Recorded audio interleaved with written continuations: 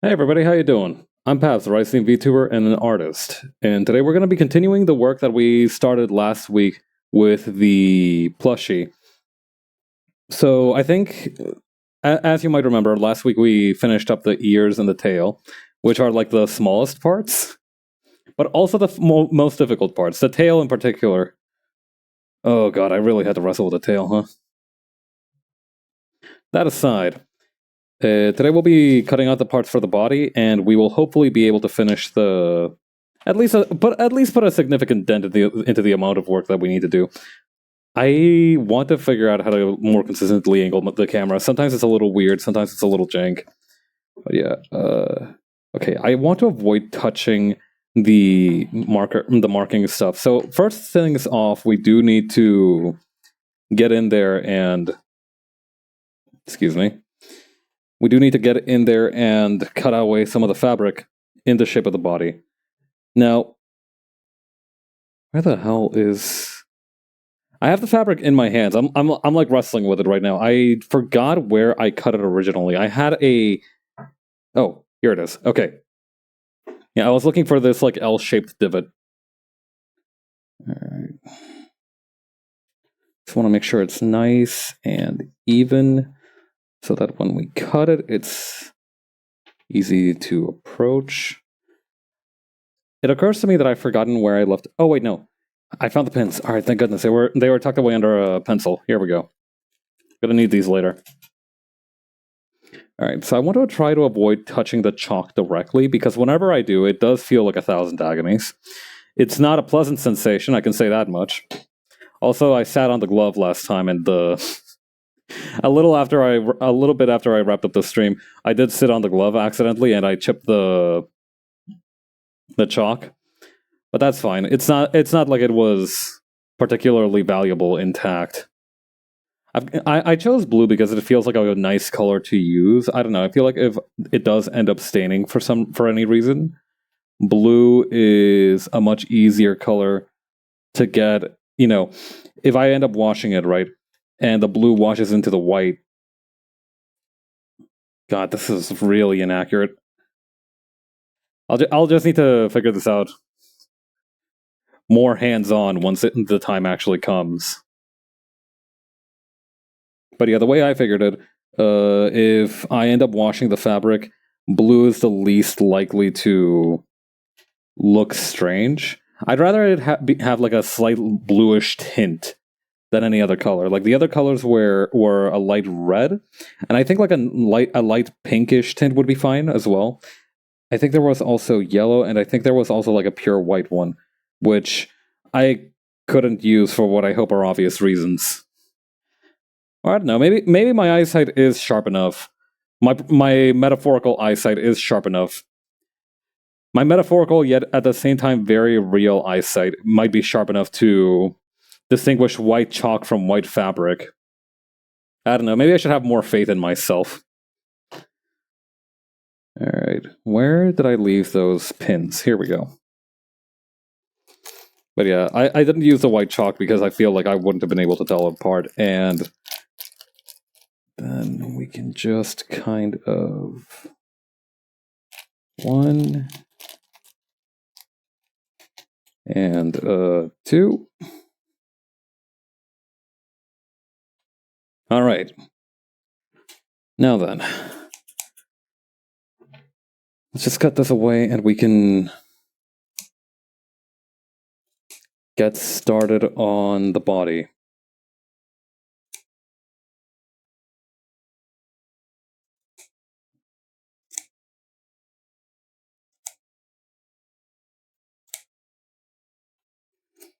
Man, it's gonna really suck to figure out what I'm gonna do with the rest of this length of fabric. I'm not very big on sewing in general, so figuring out what I'm gonna need to do with it is gonna be challenging. Needless to say, I'm not sure if I'll do a second one of these. I don't know if that's in the cards. Also, I do need to look something up real quick. I do need to find that video. Oh, here we go. Okay, I found the tutorial that I was following last time. Well, follow is a strong word for what I did. I Watch the tutorial. I followed it in the way that one might follow a wisp of smoke or perhaps a breeze in the wind.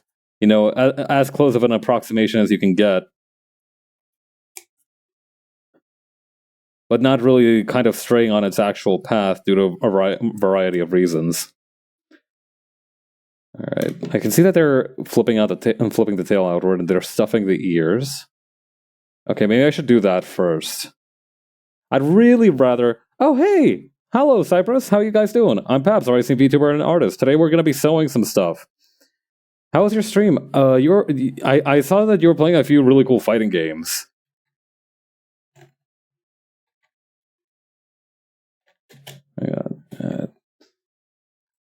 How goes the crafting? We just started. I am cutting out the next part of the plushie here.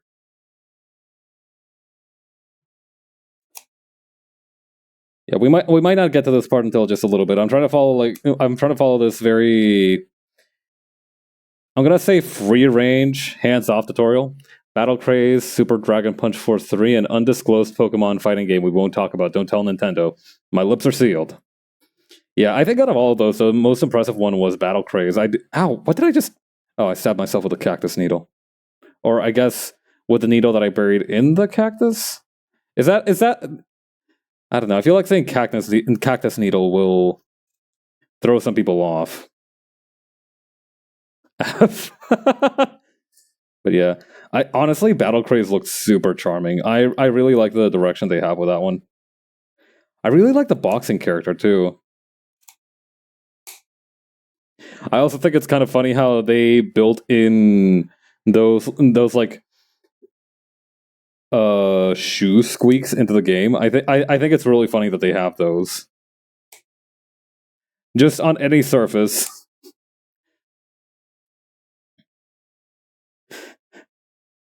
Listen, basketball shoe squeaks are kind of a spiritual thing. You can call them forth. They're kind of like a divine light, if you will. They say that there are cathedrals for those with the eyes to see. And with the basketball court, that proves doubly true. All right, let's get rid of all this other garbage. All right, so let's take a look at this. Hang on. Okay, I have my web browser up. Let me... Where's the button for this? Ah, here we go. You can be balling anywhere if you have the spirit. That's true. All right, check this out. The web browser is behind the hand camera, I see. Okay, I can work with this. There we go. All right, so we were about... Oh, that's really far back, and it's like, this is a 10-minute video, and we are like 40 seconds in chronologically. All right. Okay, so you have the ears cut out, the tail cut out. Yep. I'm with you so far. I'm following. I am okay, you're using the drumstick. Honestly, a drumstick would have been a much better option than whatever the hell I did. I just kind of brute forced that shit. At least, I mean, I guess that looks like a drumstick. It could be a lot of other things. Okay, so you're using the drumstick to stuff the tail. All right, that means we finally got to use the stuffing. That's dope. All right, let me... Hang on. The stuffing is like right beside my desk, but I need to reach out to get it. Got it. Okay. All right. We can put away the web browser for the time being. Haha. This is so much stuffing. 8 ounces of stuffing, and it's like the size of my head 2 times over. White baby jump scare. You can't be streaming like that, white baby. All right. I'm not sure if I'm supposed to be wearing a mask for this or not. I'm going to assume that if I'm pure of heart, I won't come to any harm. All right, so let's take a look at the... Okay, so I think first up is the tail. We don't have some fancy drumstick-looking thing like that, but what we do have is this spoon that I use to mix my coffee in the mornings. Which I think is good enough. Right, get in there, you fluffy white cloud substance. I don't know, maybe I could just, like, brute force it in there. I assume you're fine with cotton stuffing? This looks like it might be polyester. I don't reckon that that's particularly dangerous. Half of the stuff we wear is made out of it. I'm pretty sure it would have, like, a bigger warning sign, and also not be sold at the local craft store if you needed some kind of special mask. I'm just a little paranoid, that's all.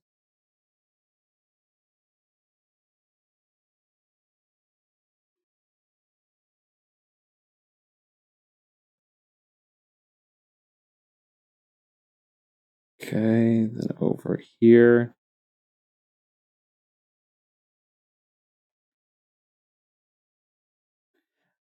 This is going well, I think. I'm not sure if we're making much progress, but it feels like it's going well.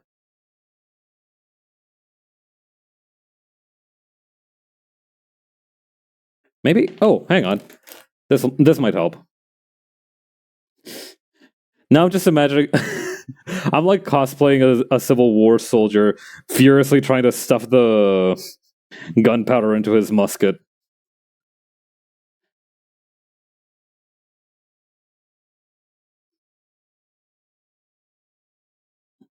It's really resisting, and the enemy's approaching. We can see the whites of their eyes. I'm the only dude with the unloaded musket. My saber is out of reach. The cavalry is nowhere to be seen. The cannons have all but exhausted their ammunition. I'm on my own. All right, the pen seems to be working mighty fine. This feels nice and plump. I probably don't want to stuff it too much, mainly because I will need more stuffing for the body than the actual tail. So maybe just push this all the way back. And then grab some more. I do think it's awesome that in that one Sea of Thieves video, the one where the guy goes like, "Captain, look!" It really does feel like that guy got possessed by the spirit of some tragically youthful ship hand whose final memories are of cannon shot and tearing apart the bow of their ship.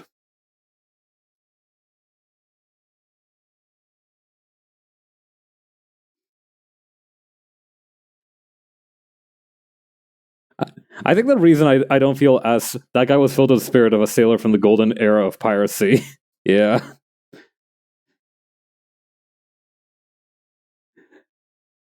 You ever reckon?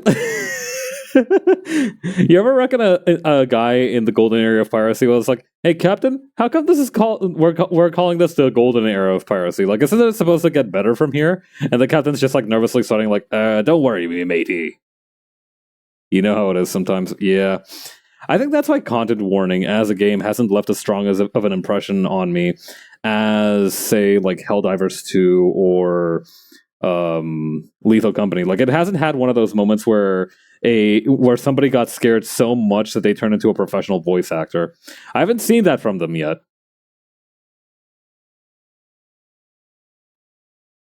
Don't worry about it. The sovereign nations aren't hiring privateers to hunt us down. Phew!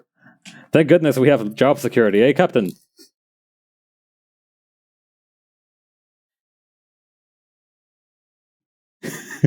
God, being the first one of the first privateers must have been so awkward. Like, that was some dude you were talking to like 2 or 3 weeks ago as coworkers, and now you're hunting them down for money, and they're like, "Hey, Joey, where you been, man? We've been doing some great pirating out here.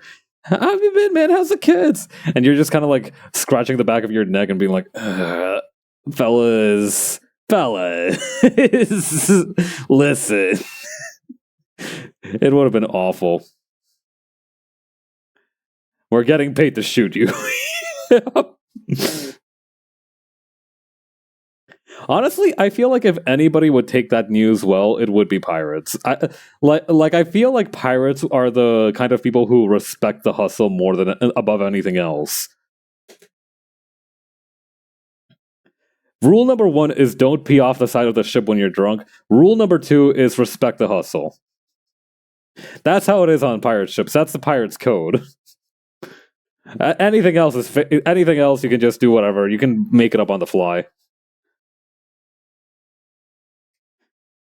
Yeah, there's like this big.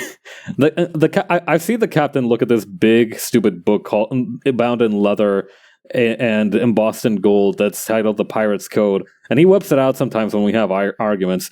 The other day, I snuck into his room and took a look inside of it, and there's only one line in it. The whole rest of the book is blank except for the first page, which says, "You're a pirate, dumbass. You make the rules." He still whips it out. I don't think he's caught on to the fact that I know that the book is empty yet, but I think he's going to find out one of these days. He's definitely going to make me walk the plank. Not my scallywag ass getting caught thieving from the captain. All right, that feels like a very well stuffed tale. I do think we've look at that has some solid heft to it as an appendage. All right, what do we got after that? Hashtag pirate confessions. Hashtag pirate confessions. When you bury your gold, I don't know how to do a pirate accent. Like when you bury your gold and tell none of your mateys, even though you promised to go 50-50. All right, so then it goes to ears, and you just leave the stuffing in the ears. You don't seal it up or nothing. All right, I can work with that.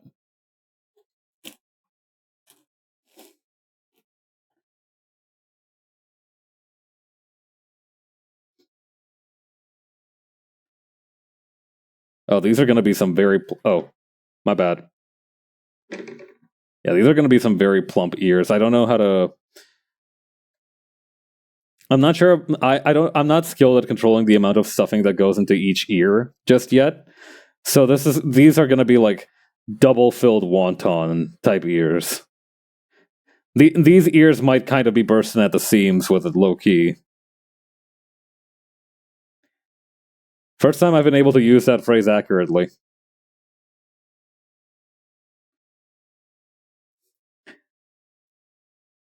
Dude who gets really full before they invented sewing. Oh, dude, I'm so stuffed. I feel like the lining of me is going to burst out. If only there was a good analogy to make for this sort of situation. Deep fried stuffed beast. Ooh. Yeah, no. I tell you, you skewer one of these little suckers up. You find one of these little guys, you skewer them, and you roast them over an open fire. Tastes just like coulis. All right, going back to the video. I think okay, we're kind of at this part. We do have the rice beast body ready.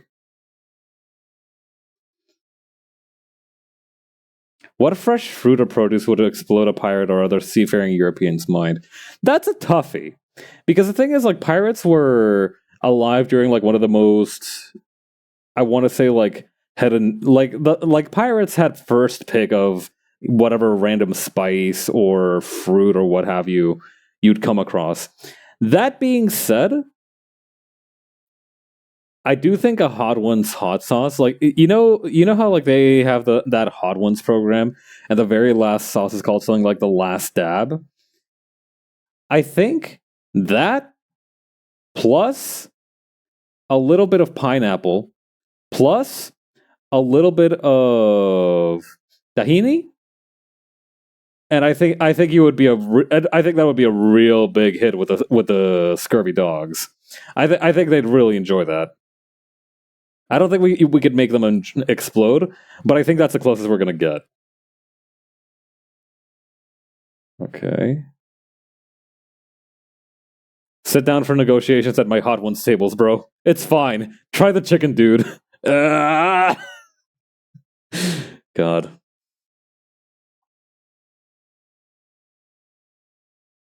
Okay. So we pin the ears to the body part. Fascinating. All right. Let's try that then.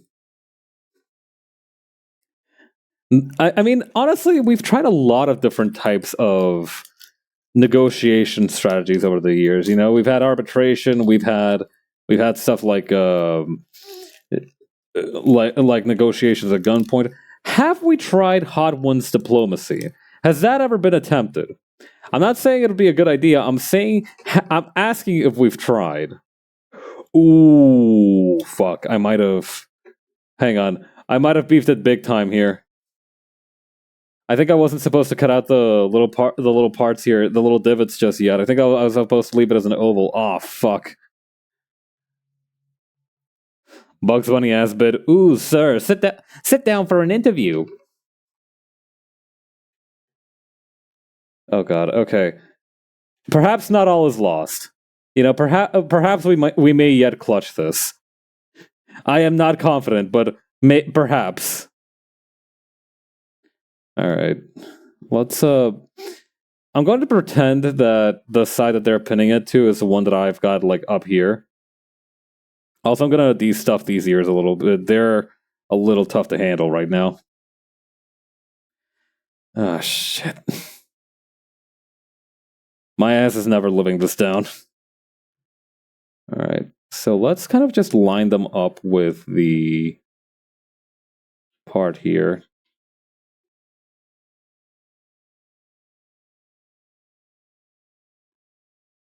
Does that work? Yeah, that pretty much works. Kind of want to get both of these, though. Alright. Then just kind of piercing that through. Perfect. And now the other one.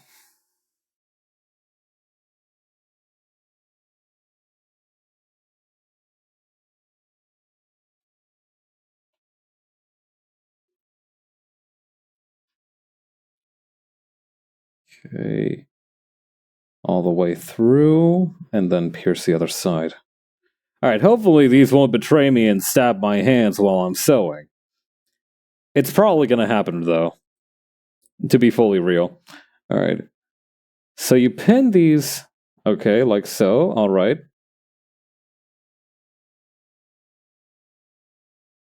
Wait, hold up. I might have missed something real quick.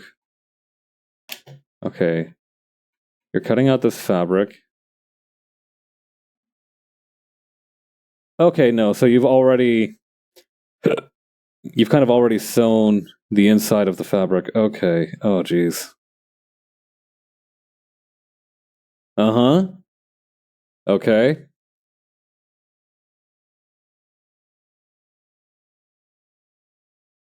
Oh, shit. That's gonna be like... Okay. Hmm.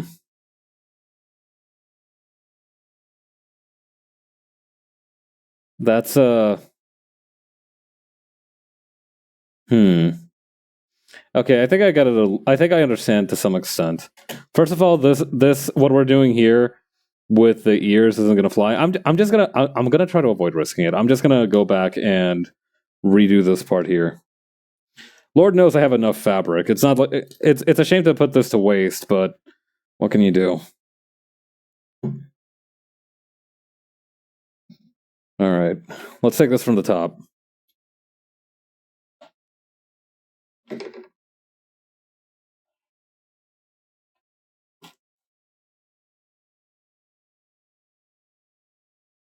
Okay, where's the paper that I used to outline this?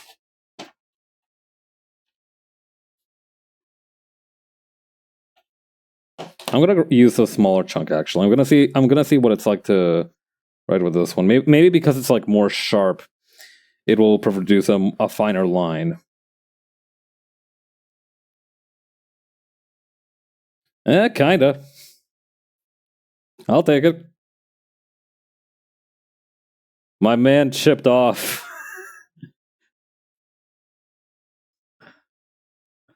Bro said I'm leaving.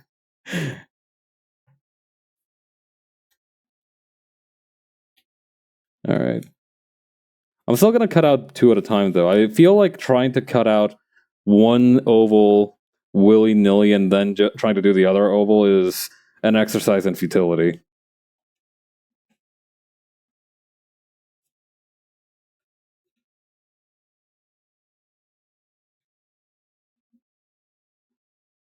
Come on. Please make marks more clearly.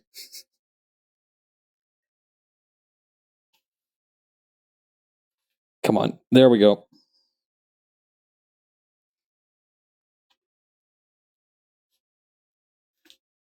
Okay, this time I just need to remember where to not cut it into a non-circular shape. Do not believe for a second that I will not cut this into a circle. That I will cut this... You know what, fuck it. Let's just cut this stupid thing. And actually, I do need to go back a little bit and... I hate handling this raw. I hate handling this raw. Okay. Okay. Alright. After much tribulation... Let's add a couple more of these. Let's invite a couple... Ow! God damn it!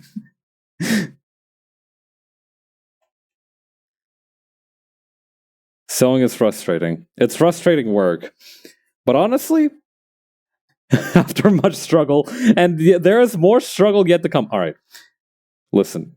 Do not fuck this up. Do not follow the divot. Just curve. Just curve. Pabst count returns. Yeah, could you add 1 to the counter, please? Let's reset this at the end of every stream. I feel like having a full running counter over the series of streams is going to be a little bit too troublesome.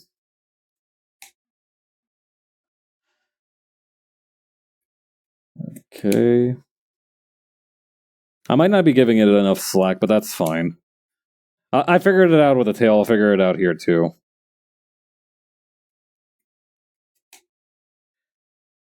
Okay. You know what? Let's just fucking...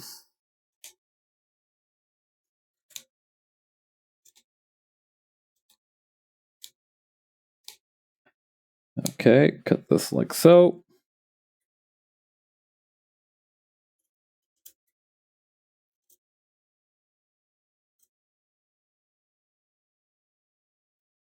Wonderful. Okay, now what we can do... Throw this away. Alright, so here's what let's do. Now that we have this ready, let's pop the tutorial back up. Okay, so we got... Okay. So I want to pin those kind of like on the outside of the inside of the egg shape. So if we go back here...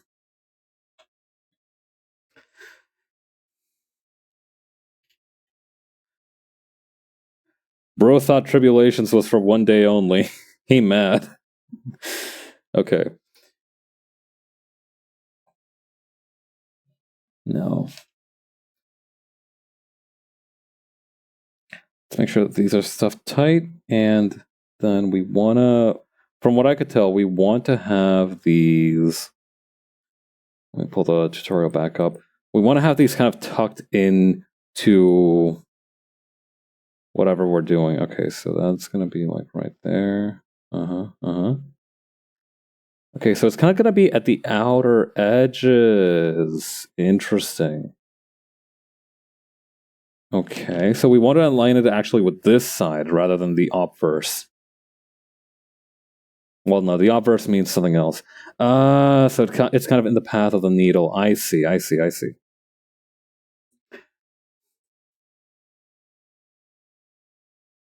Streams without incident counter. The reason for it resetting vary widely from mild needle accident to bro went to jail. Listen, I think we all saw that I got acquitted on all counts for that one. I have video evidence.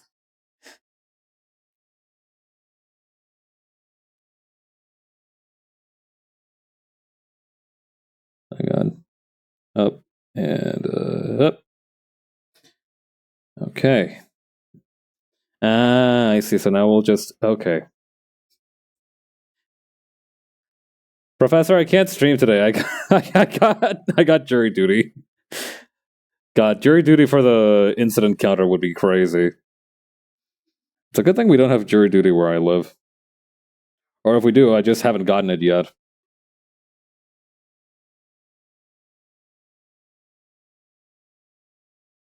Bro visited his friend meme voice. Bro went to jail.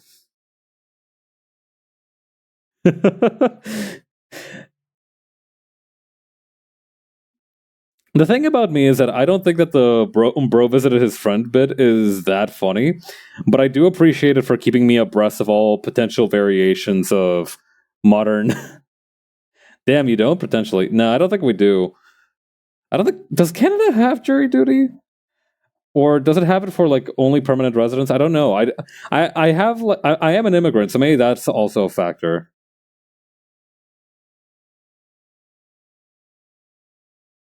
I don't know. Maybe my residential status has something to do with it.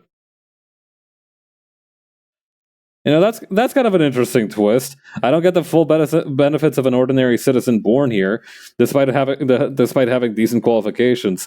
But I also don't have to do jury duty. So who knows? Maybe it's a fair trade. Both times I got jury duty, I lived out of state and had to drive back both times to go. Hey, I live 2 hours away.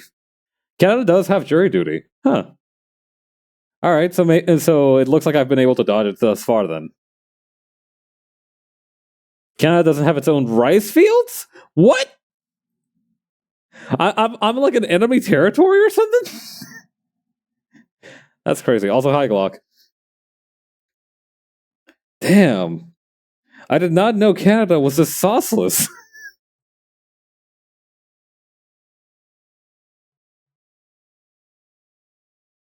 This place is an inhospitable environment. You can't get rice here locally.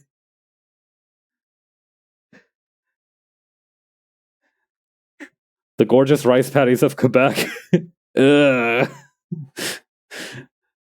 I don't want to go to Quebec though. The French fries always makes fun of me and calls me unfashionable, blows cigarette smoke in my face. They had to import you? God. God, that's like the monkey's paw of wanting to grow rice in Canada. Rice grows in Canada, but only in Quebec. Watch me thread the needle first time. First try. There we go. Does that mean that I can actually now have that one sweater that says like "I am a luxury if you can afford," but unironically, I could just have that on because they have to import rice as a luxury good. Well, I guess luxury is a strong word for it. But yeah, no, we need to do something about that stat. I think if the price of rice goes up with this price gouging shit, that might really be the last straw for me.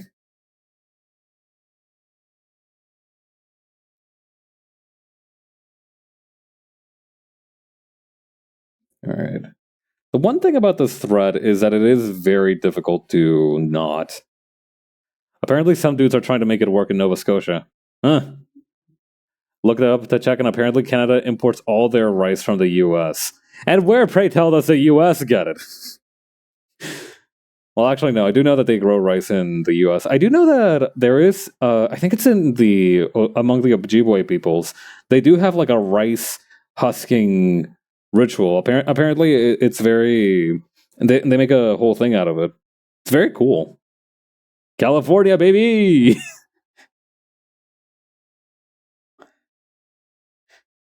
Yeah, that's gonna be the secret. That's gonna be like the true ending of the Fallout New Vegas Pabs run. Is that I don't end up doing the the wild card ending, but instead I go NCR just because they have the only source of rice in the wasteland.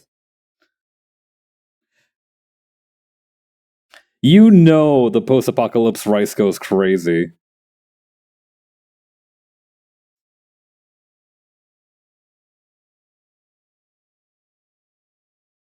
Remember that one time somebody saw a flag of the state of California and was like, "Where's the other head?" That person is near and dear to my heart. Even if I've never met them or we never end up meeting, I need that person to know how important they are to me.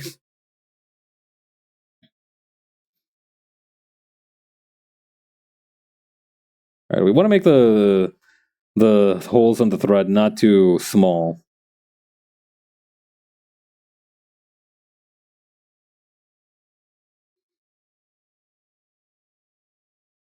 Or actually not too wide. That we do want to make them small. Post-apocalypse rice would have some crazy, insane mold in it. Rice is own very quit la coche. I haven't heard of that actually. What is that? Quit la coche. I mean, if you think about it, rice is already kind of a nutty food, mostly because it has like it carries like the most arsenic out of any modern grain on account of the way it's grown. Can you please stop hooking onto the needle here? Thank you. It's a mold that grows in corn and is supposed to taste super good. Oh. Mold that tastes good, huh? You know, it's about time to develop something like that. I always said that the reason mold gets such bad PR is because so much of it doesn't taste good. It looks like they've finally been reading my feedback. I wonder if that's a lot, anything like cordyceps or something like that. You know, those kinds of like weird fungi that are supposed to have like medicinal properties.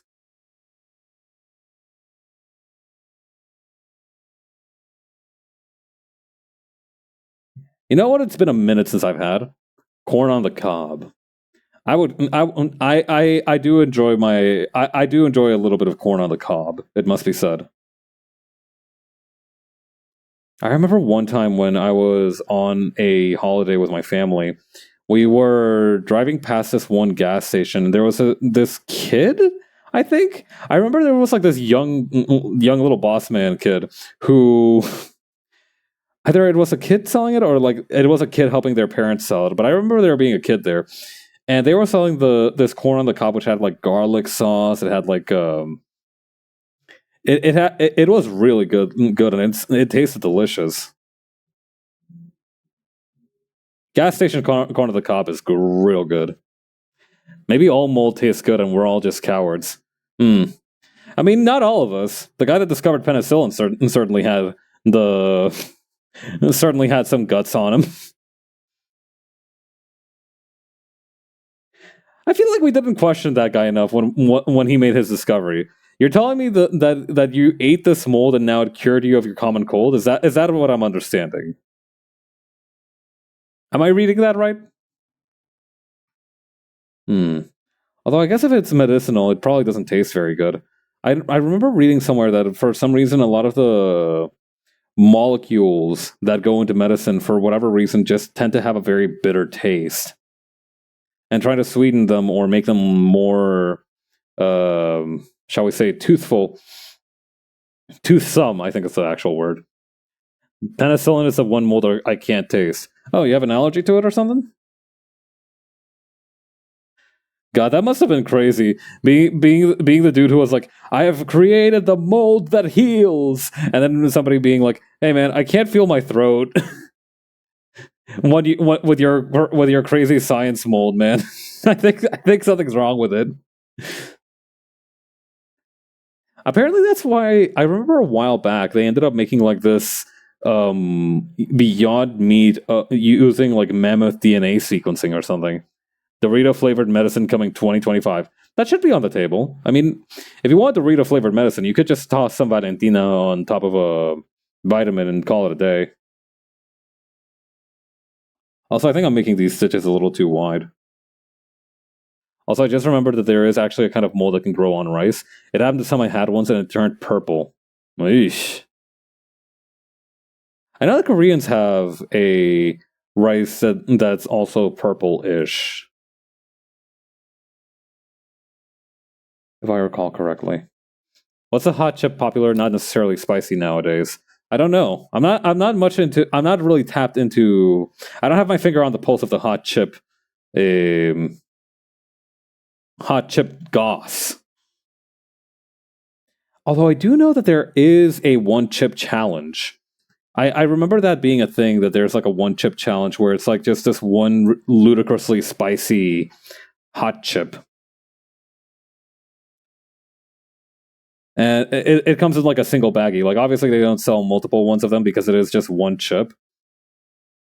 And also I think somebody would get hurt if you opened up a whole bag of those anywhere. Still not Takis? Actually, yeah, the Takis are a pretty popular one, from what I understand. Wasn't sure if Takis are still in. Nah, I mean they're not really out. I mean, like, are like Lay's ever out? Are Pringles ever out?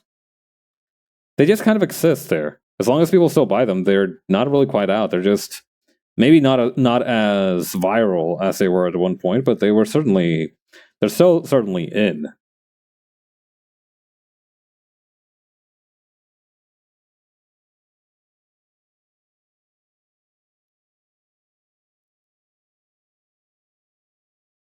For some reason, whenever somebody talks about Takis, all I can remember is that one freaking comic with Oda Nobunaga and I forget her name from the Shinsengumi girl from Fate Grand Order, where they Okita, right?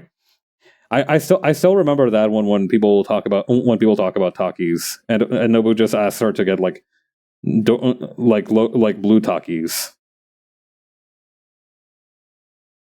I don't know how accessible that is as a point of reference. It's probably not very accessible.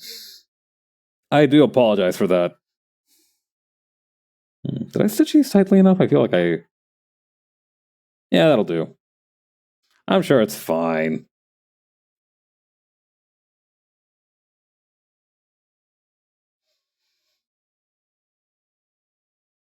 Okay, then pierce through here.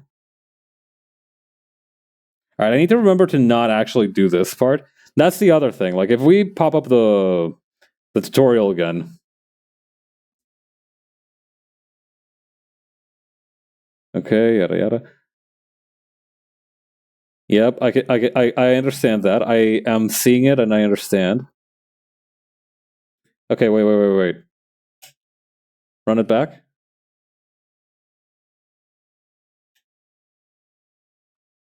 Further back.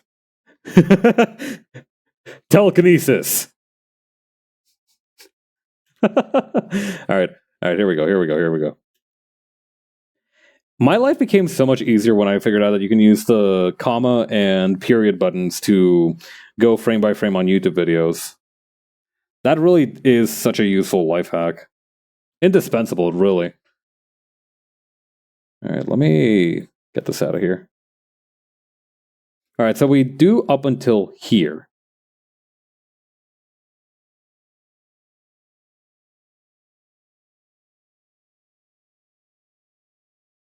Okay.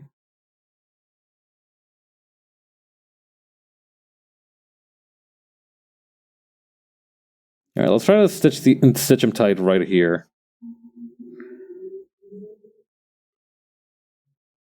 Oh man, I hope I don't run out of thread before I go through the years. That's going to be rather. What is my chip of choice? Honestly, I like Tostitos. I just go for Tostitos whenever I get the chance, especially the multigrain Tostitos. I eat those suckers right up. Usually I have them as an addition to a meal just for like roughage. I don't know if that's the right word, but that's the one I'm going to use. But yeah, I mostly get Tostitos. Nacho chips for me. I mentioned I've talked about it before. I'm not really into just ordinary potato chips. Those don't really do it for me.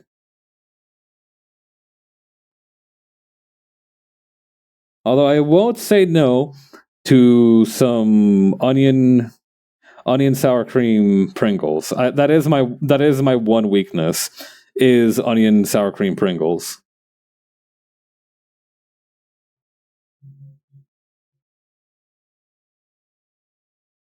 I used to have those all the time as a kid.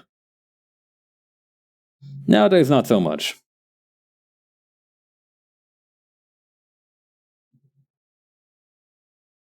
Okay, then over here.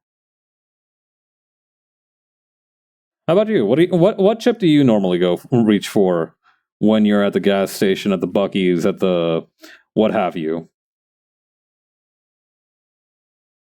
What's your chip main?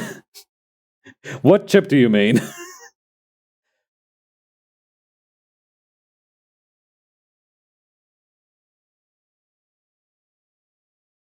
Okay, then over here, and then right here.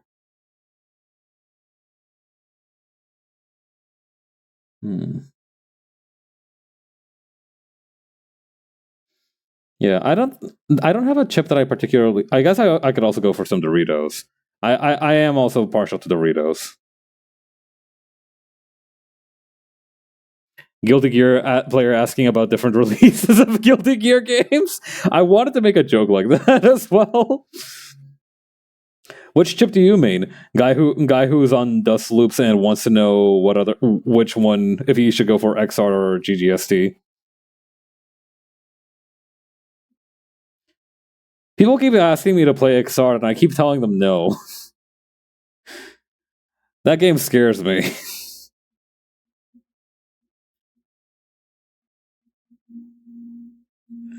Every single gameplay video I've seen of Xrd is like one dude is seemingly doing some impossible third eye, big brain, galaxy mind combos on this other dude, and then the other dude is just like, nah. I always go for the pork rinds, TBH. Ooh.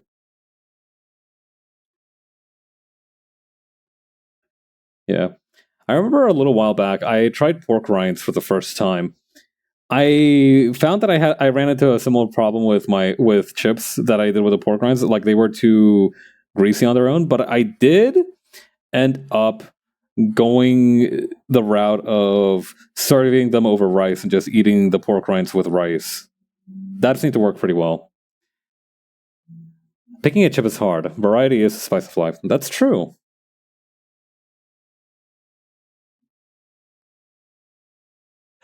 What? What's wrong? What's wrong? Is my pork rind rice story upsetting you?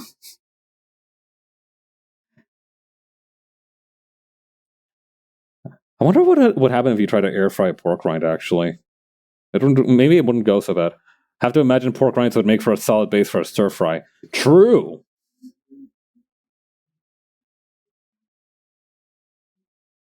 Yeah.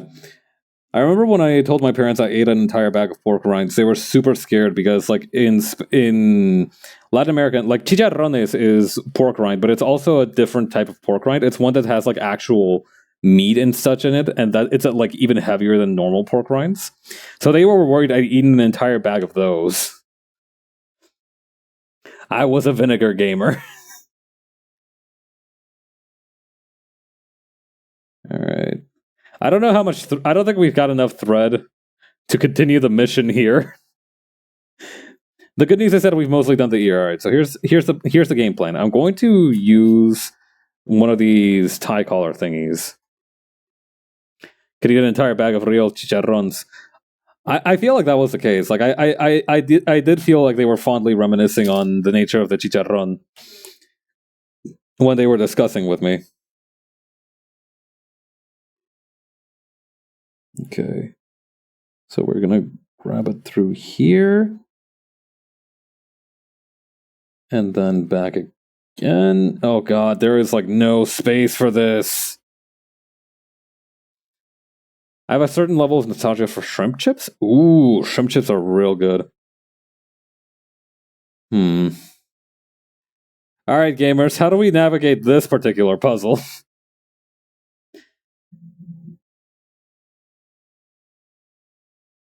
Maybe I can just like push it back out and then do that again? No, that feels like a bad idea. Also, I think the spoon might be stuck. Okay, no, we're good. The spoon is fine. Alright, let me Google something real quick. Let me Google how to tie sewing knot. I think the Marco Polo brand specifically. Ooh. Not a starting knot. Finishing knot. Here we go. Alright.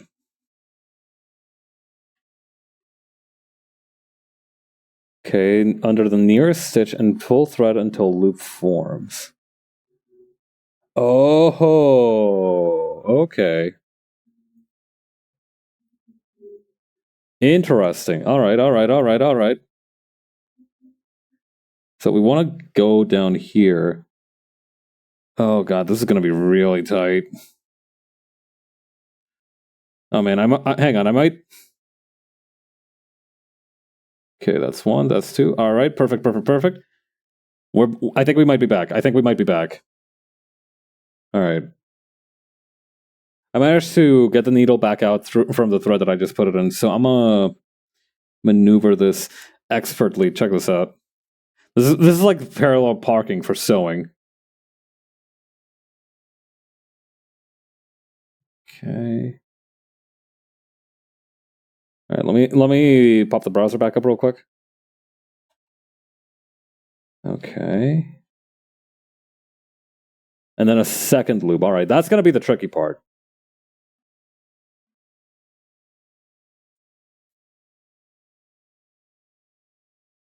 Okay, and then right here. Let's see if we can't get the tight clip in action here. Okay. Oh god. Oh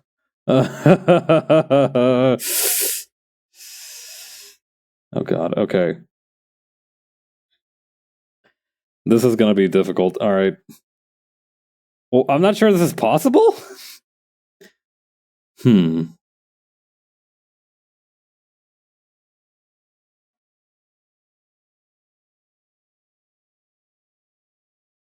Maybe if I give it just a tiny bit more slack. I need something thinner to use. Praying Shiba statue, help me, save me. All right.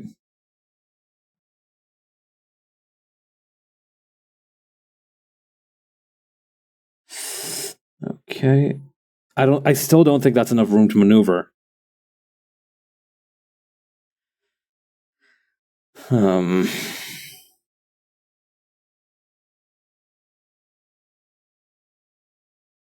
on, there has to be.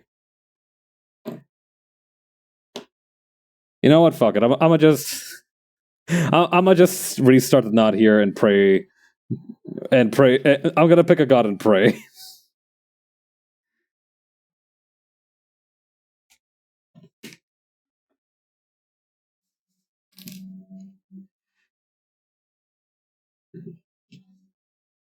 I'm sure it'll be fine. Let's just cut this nice and tight so that we don't get mixed up in the future. Right. Actually, let's use one of these. Ooh, that might be a little short. I have a bunch of spare threads lying around that I never ended up using because they were too short for any other purpose. Never mind. I forgot that I actually knotted those up a lot because I was bored and needed something to play with for my hands. Fresh thread it is! Porque so sobre que fa falte.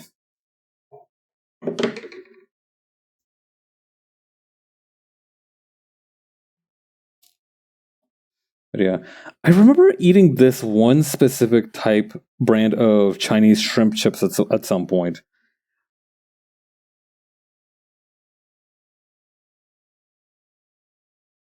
Yeah. I don't know if I have a shellfish allergy per se. I feel like that's the best way to describe it. But anytime that I've eaten like shrimp or anything, I've it kind of went back out the way it came in not too long after. So it's a little bit rough. Okay. LA. That one actually took a little bit of. Come on. Come on, buddy. It's really insistent. All right, there we go.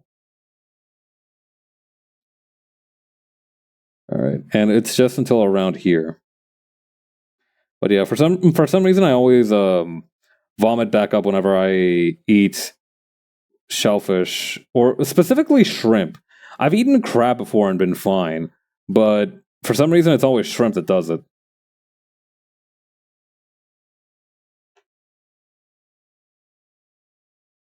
Hmm.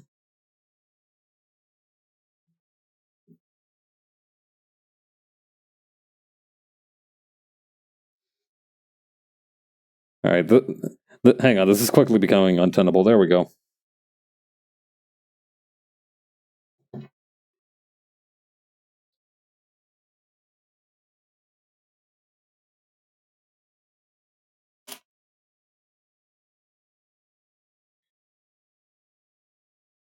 Okay. Curve that inward here. There's like this Chinese brand of shrimp chip, or I don't know. It might have been Chinese. It might have just been labeled in Chinese. Let me see if I can find it real quick.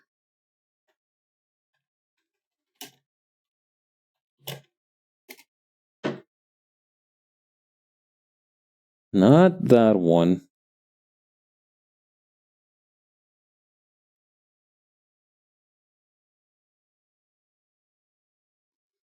Okay, I can't find the specific bag, but God, I forgot how pretty shrimp chips are. Shrimp chips are. Like, look at these little guys. Look at how beautiful and rounded they are. I don't know. There's something very charming about food that's just like a very light color like that. You know, mochi, shrimp chips. I guess shrimp chip mochi would kind of be the pinnacle, huh? The natural evolution. Or perhaps, depending on your perspective, unnatural evolution.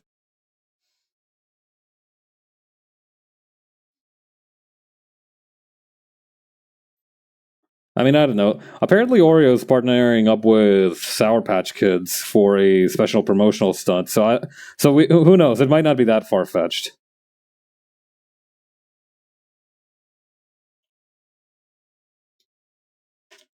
Pink and green and white VTuber. For some reason these chips are speaking to me. I guess I am kind of easy to read in that regard, huh? Oh, that's fine. Being easy to please isn't a bad thing, I think.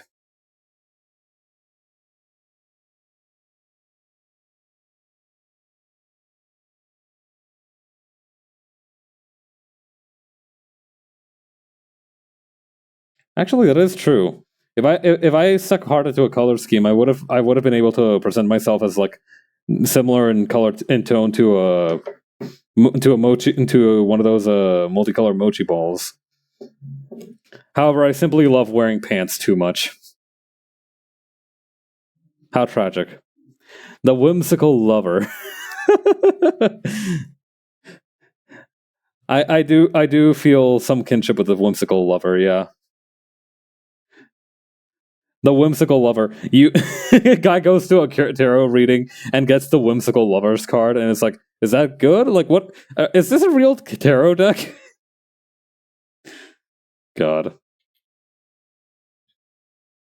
the whimsical lovers. It looks like exactly the same as the lovers card, but there's a clown there for some reason.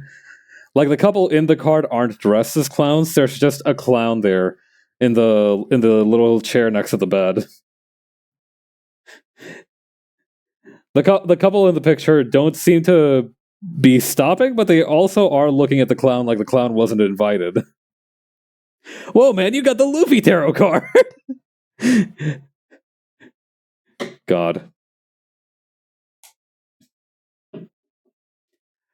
Honestly, now that we do know more about the origins of the gum gum fruit and what Luffy actually is, I think it would a tarot deck with that motif for one of the cards would be pretty epic. I have failed to thread the needle. Let's try that again. It's crazy because this, like, have you seen how big the hole is on this needle? Like, hang on. Like, let me see if I can get that into focus. Like, the hole on this needle is relatively huge. Hang on, maybe if I... It's not focusing at all. Needless to say, trust me when I say that the hole in this needle is, like, bigger than any I have ever had to work with. I don't know. I wouldn't say I'm particularly skilled at threading the needle through the hole, but I'm also not unskilled at it. I'm of medium skill.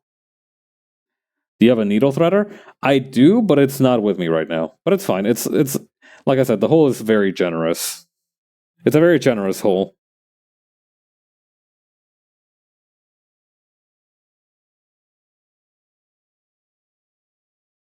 Okay.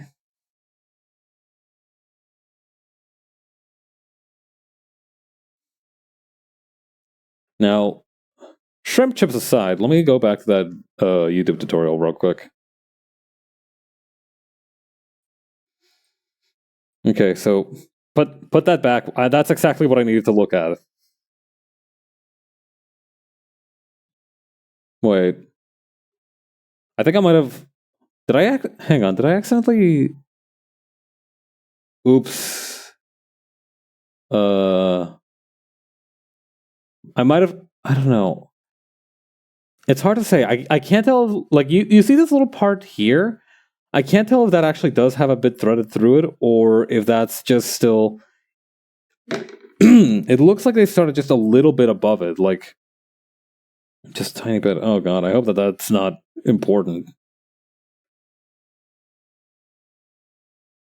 Well, we might as well make... If a mistake is good enough to make once, it's good enough to make twice.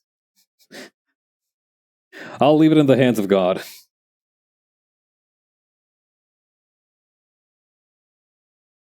Yeah, I have a more basic sewing kit. A lot of these things, like this needle and the thread I'm using here, I did get for the express purposes of making a plush. I found out that apparently using upholstery needles and such works really well for plushie making because the fabric is usually rather tough, even though plushies are very soft. You know, so for stuff like this fabric here, it's working quite well.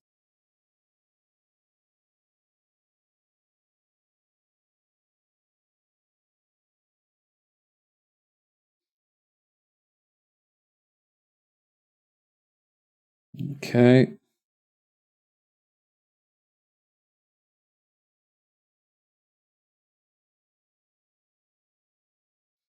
It's nice to get into the rhythm of it. I feel like now the stitches are just a tiny bit tighter, which is always good. You guys think kind of like how some artists have like warm-up sketches? And some people end up having like warm-up stitches. What's your political position on the all-dressed chip? Not an argument anybody is having. All-dressed chip? Hang on, let me Google something. All-dressed chips. Let's take a look here. Browser. All dressed. What does that even mean? Is that like onion and pepper? Is that what that is? I'm not sure. I'm no, but then they also have like these other ones. I'm not sure what all dressed means. It does look like it's just like tomato and onion. Canadian chip flavor. I haven't had that flavor. So unfortunately, I don't have enough information to make an informed political opinion or valuation at this time. I'm afraid. Ruffles, a major producer of all-dressed potato chips, describes the flavor as a mix of ketchup, barbecue sauce, sour cream and onion, and salt and vinegar. Then did they just throw the whole like ingredient list in here? Like what? Huh? What was the plan? If there was one, like that feels like they're just saying whatever the fuck they want. Yeah, so this is our chip, the everything chip. What flavor is it? Every flavor that you can think of. How do we make it? Fuck you, that's proprietary. That's such a stupid concept. The plan was to feed the barbaric masses of the Canadian Isles. Alright, one, I don't think Canada is an island. I think they might have been thinking of Greenland.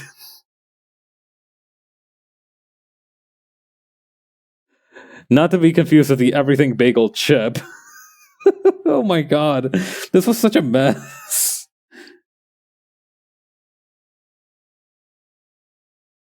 I don't know. Actually, like, there is Prince Edward Island. So that is a Canadian province. But that's still, like... I feel like that's still, like, a rather gross oversight on their part. Honestly, everything bagel chip wouldn't be too bad. You know, throw a little bit of like sesame in the chip itself. You know, for a little bit of extra roughage, seems pretty nice. Isn't the entirety of northern Canada islands? Beats me. I don't pay attention to this country and its clownery. The only thing I need to know is that it's that where I live, it's like relatively temperate compared to the rest of it, and that's all I need to know. I'm literally not interested in anything else. This the rest of Canada, as far as I'm concerned, is an arid wasteland of an arid tundra of snow and slow moving meese. Multiple ingredients with vinegar going on the all dressed chips. Mm-hmm.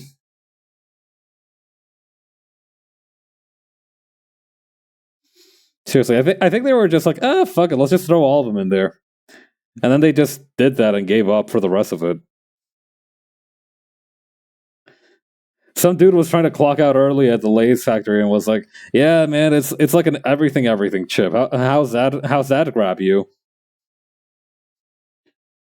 Many early references to the flavor all dressed are linked to all dressed pizza flavor potato chips. These potato chips were crafted to capture the essence of a pizza. The essence of a pizza! With all the toppings, offering a rich, complex blend of flavors that often includes a combination of spices, herbs, cheese, and even hints of smokiness, mimicking the taste of a fully loaded pizza. Wait, okay, so it went from so it goes like all dressed pizza flavor potato chips to all dressed, and somewhere along the way, somehow it lost the fact that it was supposed to be pizza, and now it's just like I feel like that's a perversion. I feel like that's like a grievous mistake because now you've lost sight of the original goal. This is like a schism. Like you have the dudes who are still trying to like recreate the pizza flavor, and then you have dudes who are like, it's good enough. Who cares? This is sick. It's twisted.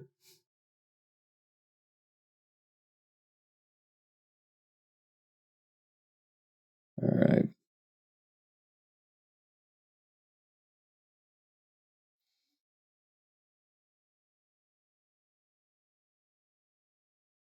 Ah, hell, somebody nailed this big old ingredients list to my door. Martin Luther Lace? Or wait, Martin Luther... Martin Lather, I guess, would be the term.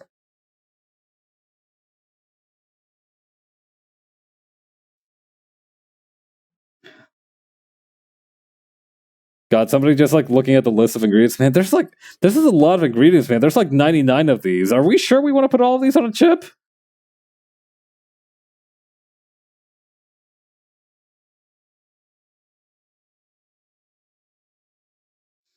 And some dude who's dressed like the Emperor Palpatine is like, do it. Oh yeah, it is May 4th, isn't it? It's that one day where Star Wars gets celebrated across all cultures. I've never really been. This is the one true chip challenge. God, the chip test of faith. Yeah, I don't know. I've never been a super huge Star Wars guy. I remember liking it way more when I was a kid, being way more interested in it.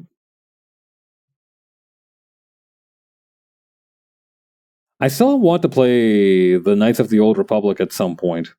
I feel like that's very much like one of those old RPG computer games that I would actually really enjoy.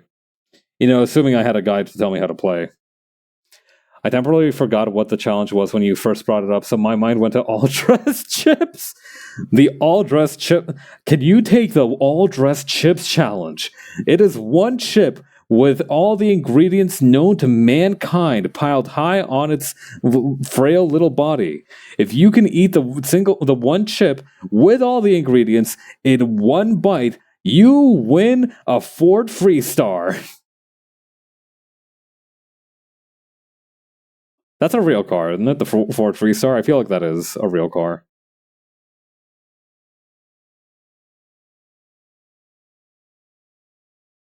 Hot Ones Chip Challenge. The mashup collaboration that nobody thought to ask for because they are functionally the exact same goddamn thing.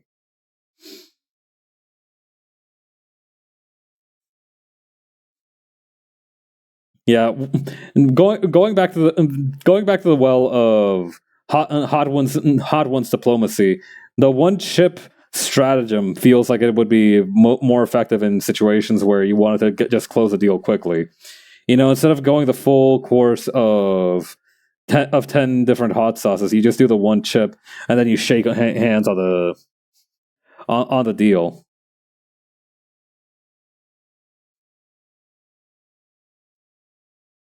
God, chicken skin chip. I remember when I was younger, there I think it was my mom that complimented on me on this.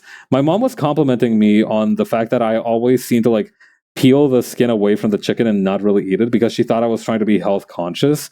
The fact is I really just don't really enjoy the texture of chicken skin, even though it does taste really good. I just don't enjoy the texture too much. Sorry, Ma.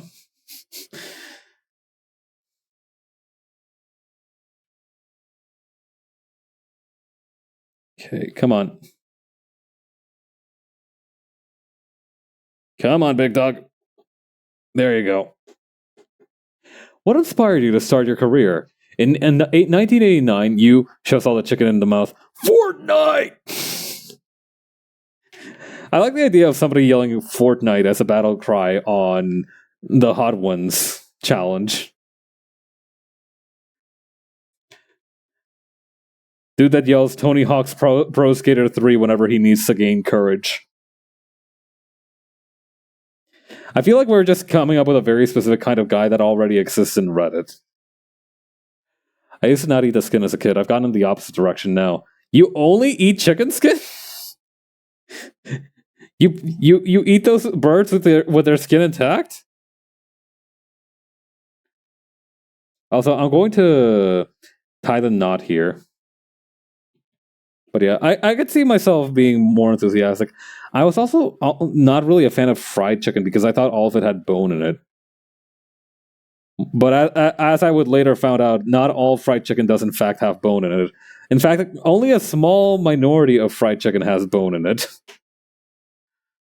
Chicken strips and popcorn chickens. I'm the fox in the shed. Yeah. Oh, you're that one fox from that one logic problem where a dude has to transport a bag of grains, a chicken, and a fox across a chasm. Oh, dude, it's such an honor to meet you. I really love solving your puzzle as a kid.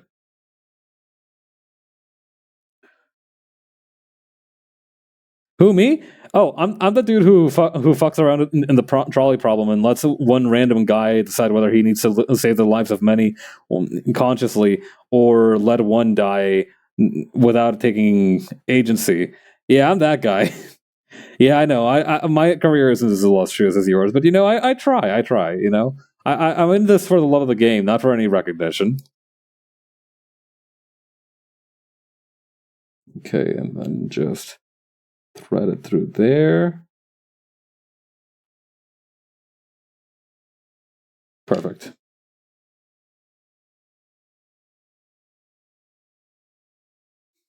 Pabst Monty Hall problem.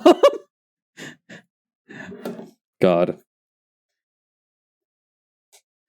I do think a Monty Hall style game show where the persona of the show's host, rather than being some kind of charismatic Hank Conan looking type dude, is just some dude who's like, solve my riddles. I feel like that one would be a big hit with the children these days. I don't know, between the Price Master and the sheer sexual appeal of somebody who's really into riddles, I feel like we've got something on our hands. I feel like we have enough for a pilot here.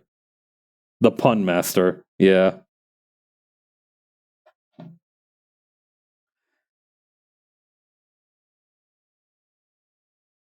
Okay.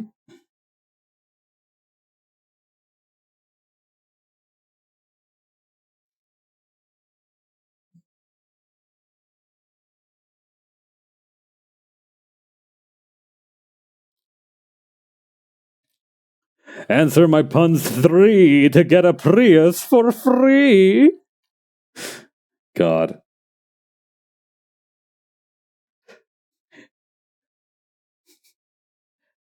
That's right, challenge punning. How does it work? If you can come up with a better if you can come up with a better punchline in 3 seconds of airtime, you get no down payment. Don't wait, don't delay, don't fuck with us. Oh my man, this one's really not wanting to go through.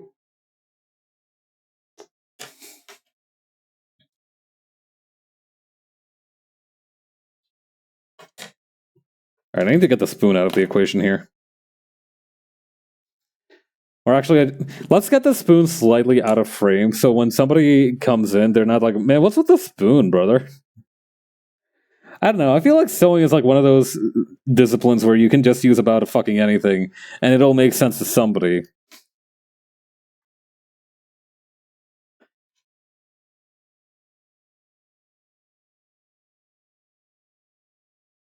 Alright, can we get. Hang on. There we go. Alright. So we need to drag one of these threads.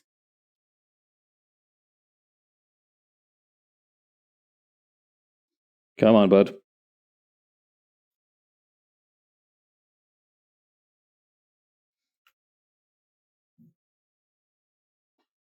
Which one of these threads is it? One of these little guys is slacking.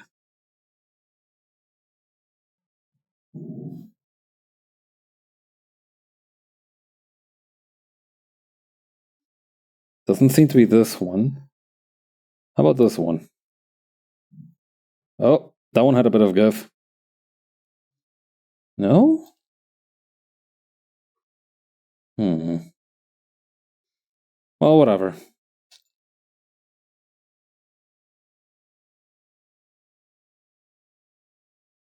Come on. Okay, this is not working. All right, let's just ball. We ball.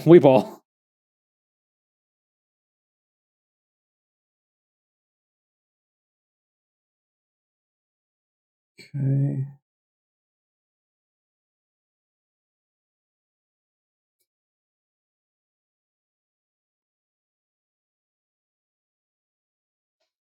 Okay.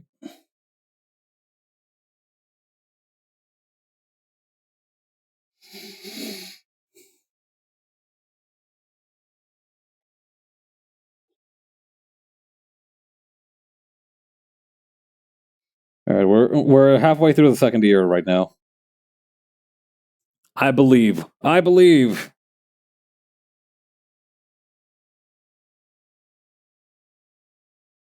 You know, weirdly enough, you know how like when you handle brass objects or something like that, or like metal objects in general, after a while your hands start to stink of metal. Weirdly enough, I haven't noticed that with needles like this one. I wonder how come that is. Maybe there's so much and so little metal to come into contact with that it doesn't really leave behind a scent. Yeah, I used to use that little metallic smell whenever you handled metal stuff to remember if I'd locked my doors. If my hand smelled like metal as I left the building, then I could know for certain that I had locked my door. I remember one time I was messaging my dorm's residential assistant in a panic because I thought I'd forgotten to lock my door. Thankfully, it turns out I did. Still, that was really stressful.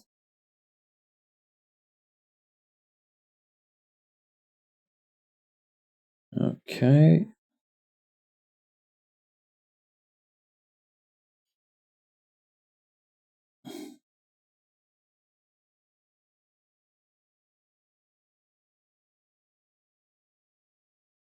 Okay, grab this one. All right, just keep going. I feel like we've picked up picked the pace back up.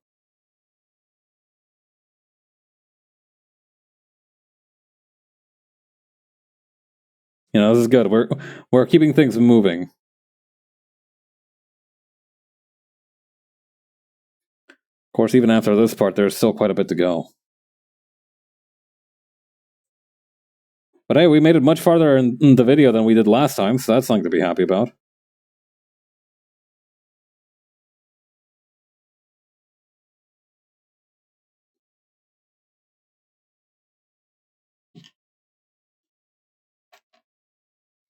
Actually, once I get past the ear, I might do another knotting maneuver to make sure that I have enough to cover the last little bit here. Well, we're kind of basically done with this part. I'm gonna take out the needle. I'm gonna make the brave leap and take out the needle.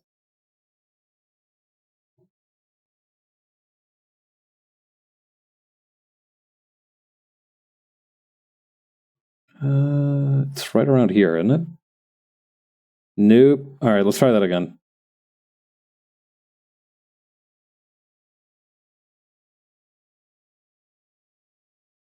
Getting warmer. There we go. Yeah, no, we're practically at the end already. Might as well see it through.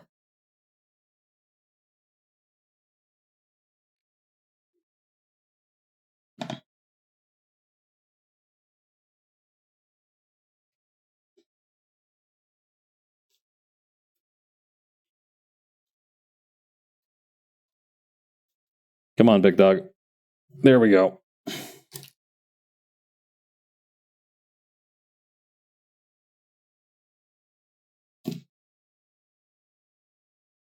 Come on.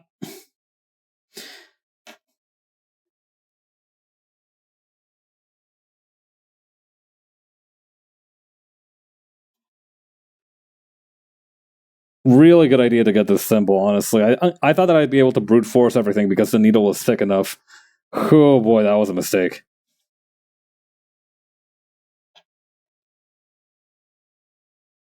Well, it is like they say. Better to need something and not... Better to have something and not need it than need it and not have it. That's one of my big life philosophies. I just like to feel prepared for things, you know?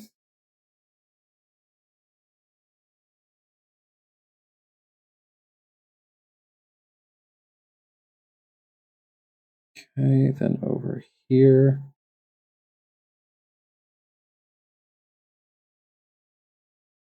Okay, so that's 1, 2, 3, 4 little loops to close that up. Alrighty. With that, that's the body mostly sewn up. Let's see here. Going back to the tutorial. Alright, which way next? Oh, no. Yeah, she definitely left a couple of loose stitches back there. I did not do that. My fault.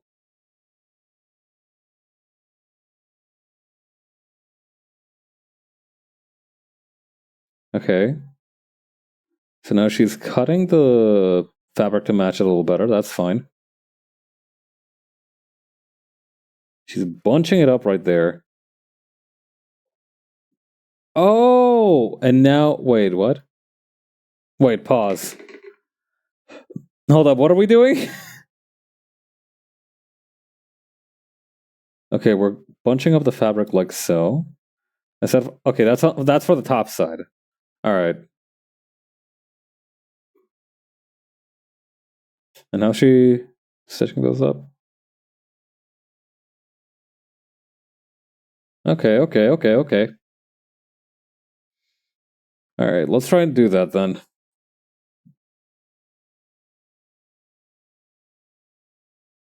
Where are the needles?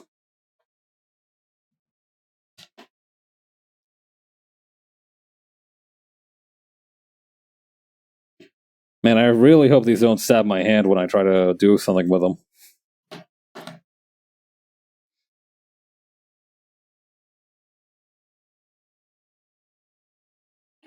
Or I guess she kind of just put them... Hang on. Where did she put them? Okay, she put them not quite up top, but also not quite at the bottom. So like this. Honestly, it'd be probably safer if I were to do them like so. With the needles pointing inward, because I feel like pointing them outward like this is bad for business. Business being what I call my hands and in their unstabbed state. Getting banned for pricking your finger because it counts as violence on stream? Well, if that's against TOS, then I am screwed.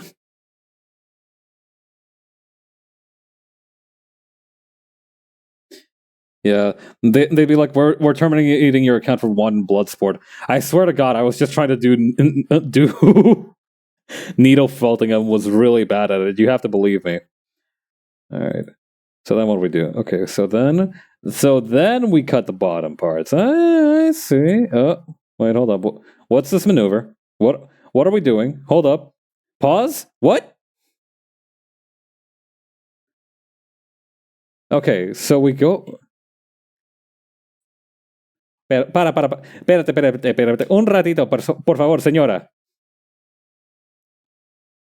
Okay, so we cut one part here. Okay.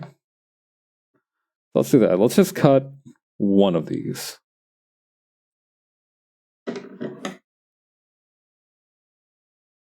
Right down the middle, like so. Okay. That seems easy enough.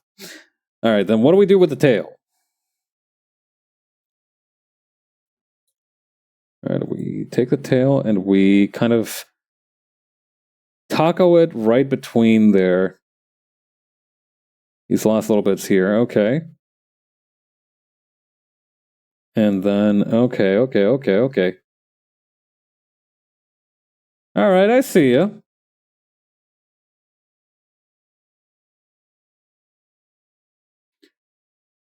All right, wait, no, I missed that part. Come on, bring it back. Okay, so then we're pinning the tail, and we're pinning this part of the fabric. Okay. So if I get out 2 more needles.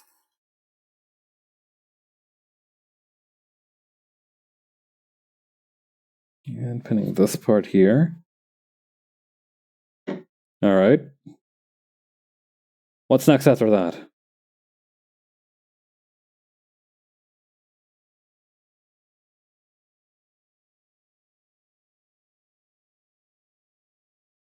The way she used that second needle is a little bit different.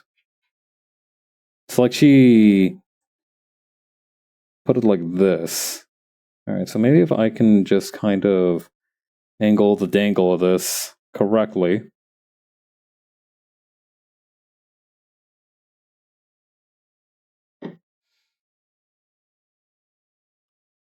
Yeah, you're pointing. I'm not really sure what I'm supposed to be understanding. Okay, so that's after it's been sewn up. So I'm guessing that now is when we follow the blue line here. All right, cool. Time to try to not get stabbed, I guess. Actually, hang on. Let's watch a little further because now I'm wondering where we.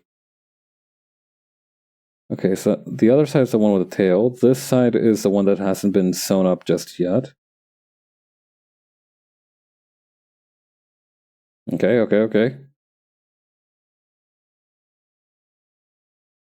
Okay, just make a straight line through there. Okay, I see. I think.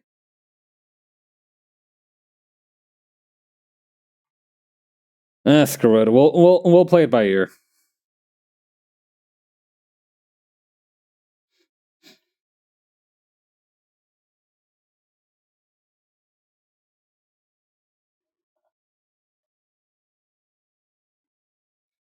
Get some more thread out here. Yeah, thankfully these next few bits of stitching seem to be very short, so I don't think it'll be particularly complicated. At least I'm hoping it won't be. It might be. I don't know. I have ways of simplifying the complicated things and complexifying the complexifying, making the simple things more complicated.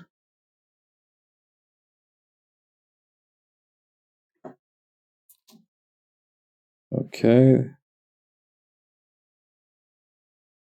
Perfect.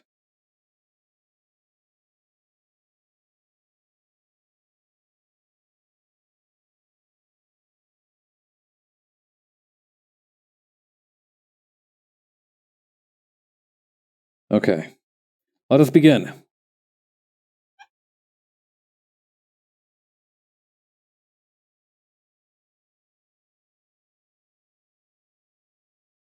Oh yeah. For the first time in my life today, I tried out that one kind of like really hard cheese that you can like fry. Well, it's not really hard. It's this very kind of like squeaky cheese that has a kind of rubbery texture to it that has a low melting point so you can fry it. I don't remember what its name was, but I had some of that for the first time today, and it was really good. I think it starts with like an H. I really am forgetting the name of this thing.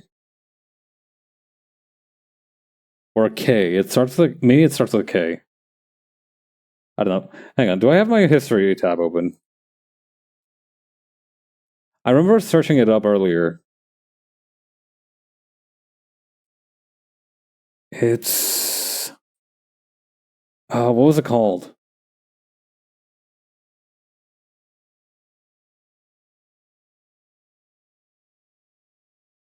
Okay, blah blah blah. 1 inch punch. What the hell was I googling earlier?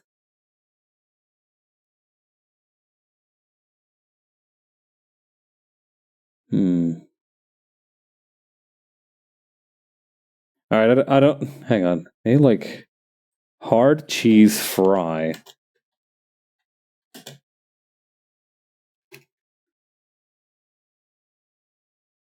Nope, nope, nope.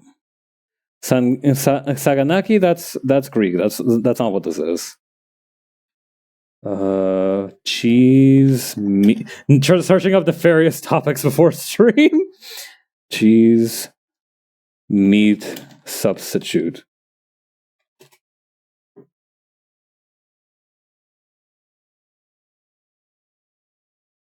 All right, vegetarian bacon. Seitan, that's not what that is. Cauliflower, tofurkey, nope. Fruit derived, companies and brands. See also cheese analog? No, that's not what this is. Not falafel. Fungi derived. Paneer. I mean, it's kind of like paneer. I don't remember. I don't remember the name of this cheese, but it was really good. I got it with a meal with some potatoes and mushrooms, and it tasted real nice.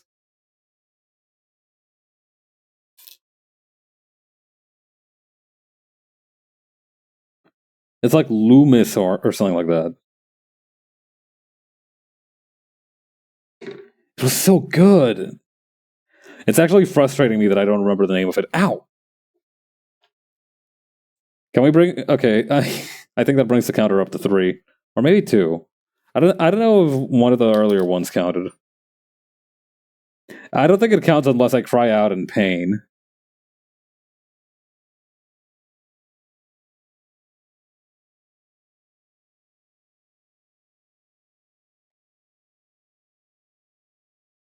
Okay, there we go.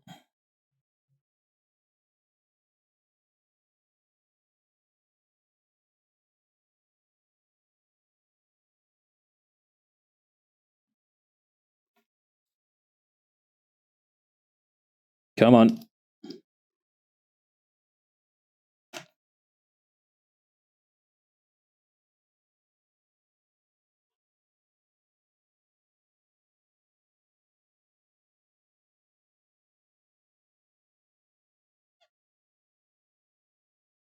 The way I'm trying, my brain is scrambling to find the name of this cheese.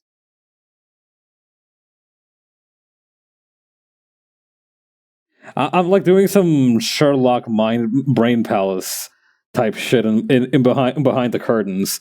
Like you can't see my face, but I am like my eyes are like going in 2 different directions. I'm like doing this kind of thing with my mind's eye.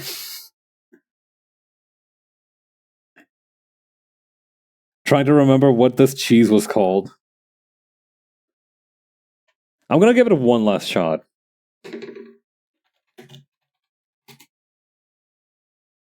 Halloumi! That's what it's called. Halloumi. Gonna post this here. That's what the cheese is called. So here we go. Halloumi is a Cypriot cheese traditionally made from goats and sheep's milk, or a mixture of the two. Hold up, which? Uh-oh. Hang on. There we go. Yeah. Cow's milk is sometimes used. It's most appreciated as a grilling cheese because it maintains its shape when heated and grills well. Yeah, it's really fabulous. It had like grill marks on it and everything. It's awesome. I don't know how easy it would be to melt, but I feel like that to like heat it to the point where it's melting a little bit would go pretty hard. But yeah, I tried that for the first time today. I don't think I've had it before. So it was a very exciting experience. I don't know. When I am definitely the kind of person who like orders the same thing from the same restaurant every single time he goes there.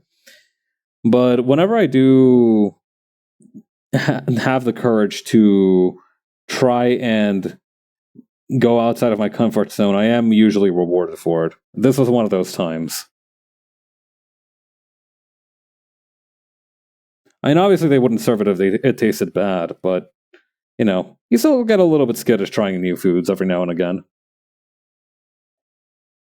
That's not anybody's fault. That's just like the ordinary amount of wariness for the unfamiliar. But yeah, that cheese is dynamite.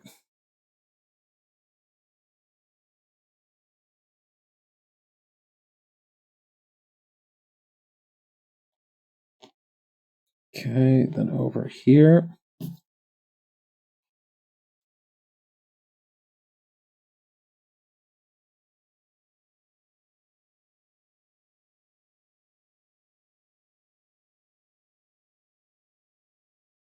Come on. This is the latex glove that I brought on board. It has so many unexpected uses throughout. Has had so many unexpected uses throughout this whole thing.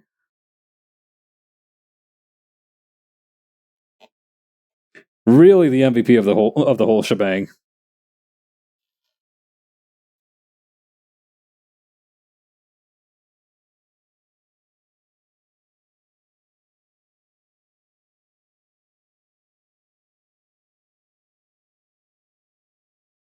Hang on, I gotta go back and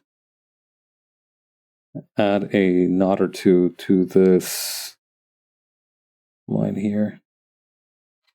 There we go. All right, that should do it for the back part here. Now we just gotta worry about the front part.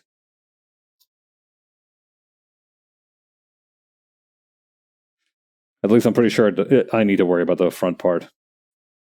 That is the next step, isn't it?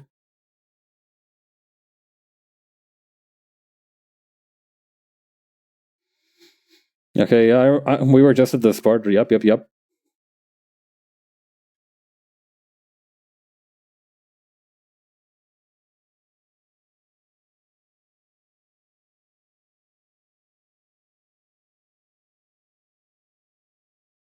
Yep, I'm remembering this.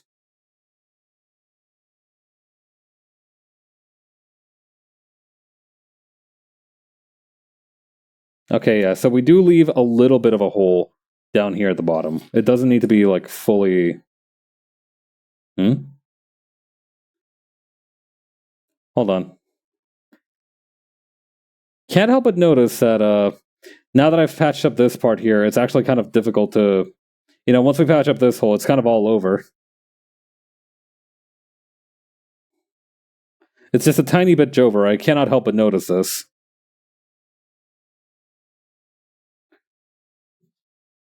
Well, whatever. We'll figure it out or we won't.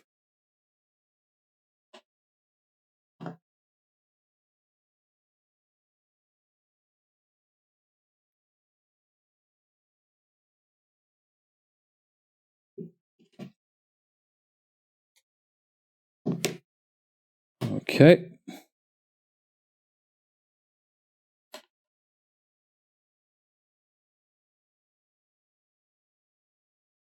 Here we go.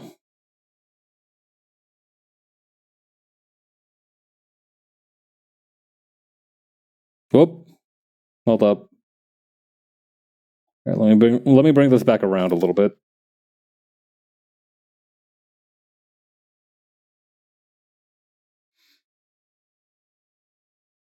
There we go. Lovely. All right, now we just go back here and... Or actually, no, we started from over here, right? At least for the other one. Hang on. I'm having second thoughts. Wait. No, wait, I'm having second thoughts. Wait! Ah, fuck it. I'm sure it'll be fine.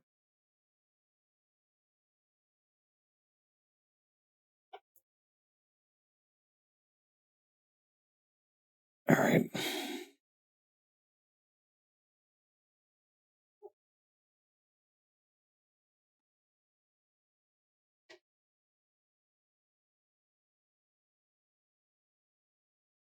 Okay. So now we go outward, like so.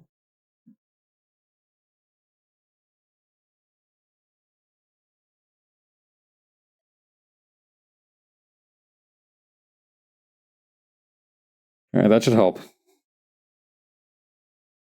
Now we just gotta carry it through to the very end.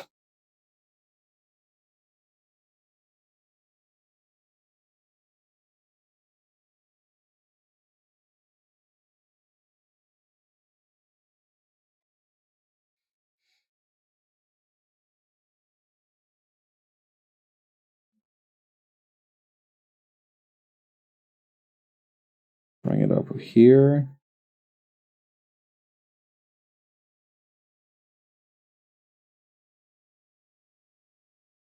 Okay. Almost there. Just a couple more stitches, I think.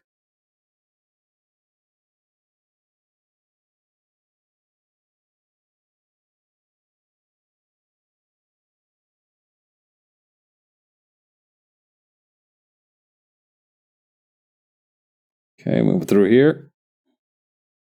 This next one's the last one, I think.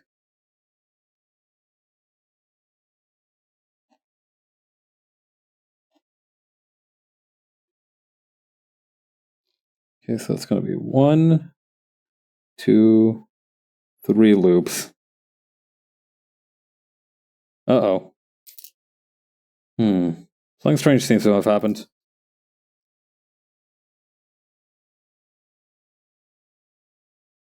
Maybe if I pull on one of the threads here, it'll help.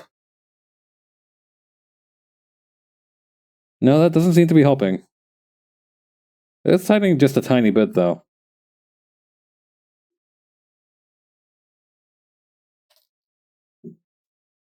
Alright, let's try this then.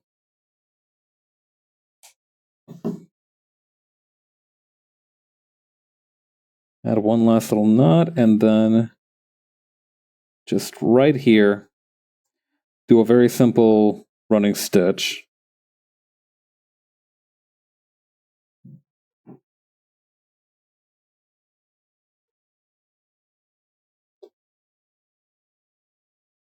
And then, once again, just so we can have something to tie the knot with.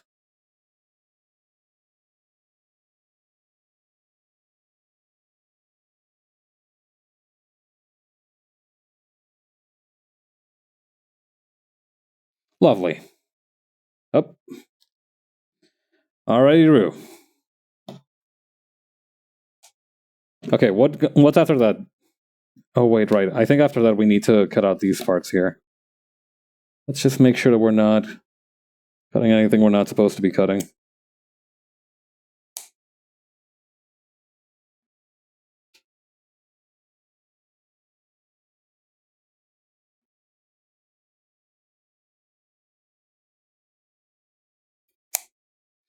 Okay. That seems to be the most recent part in the tutorial, so let's see where they go with that.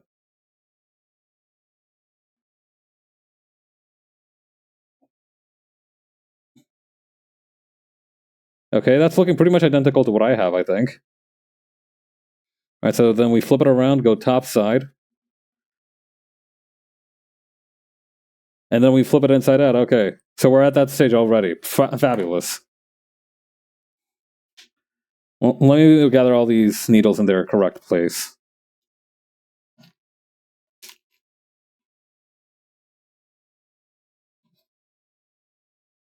This poor little cactus flower.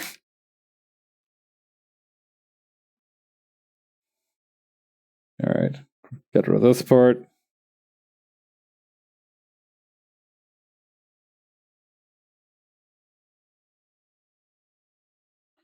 We really stuffed the needles into this guy, huh?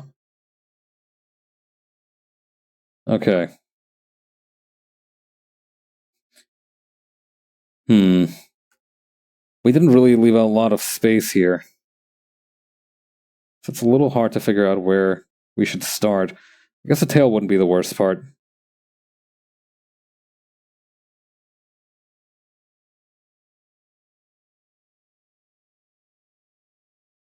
Oh, I don't know if we should have... Ah, fuck it, we ball, fuck it, we ball, fuck it, we ball. Come here. Oh,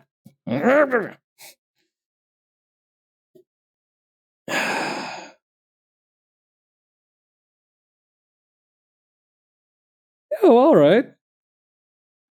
That's not looking too bad. Oh, that's looking downright charming. Although the ears are a little bit droopy, but I guess that's fine. We don't need to worry about that just yet.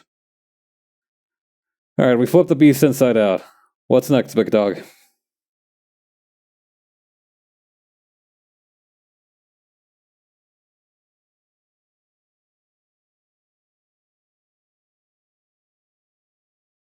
Okay, stuff it. I can do that. Oh, wait. Huh? Wait, we're supposed to... Wait, so... Then... I'm super confused about how she has the bottom half open, but... You know, where there's a hole, there's a goal. Let's just, hope for the best and work from there.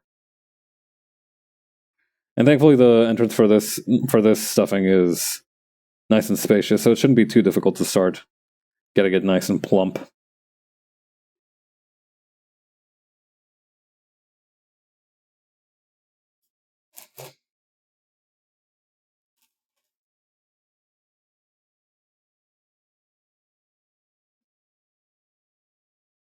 If we finish this tonight, I might be able to chuck this into the wash tomorrow morning.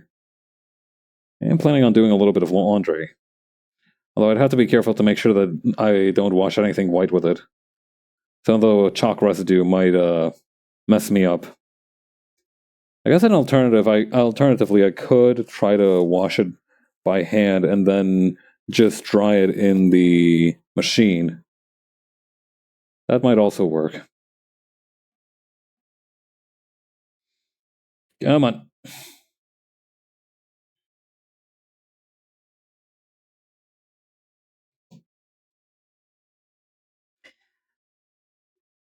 This is such an incredible part. Like I don't know. Obviously, we've been making this happen since the beginning, but I don't know. This is the part where it feels like everything really came together.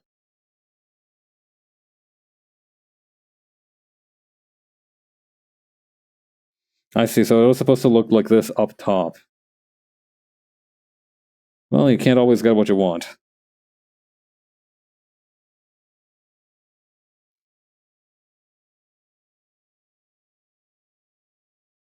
Okay. All right, let's keep stuffing it.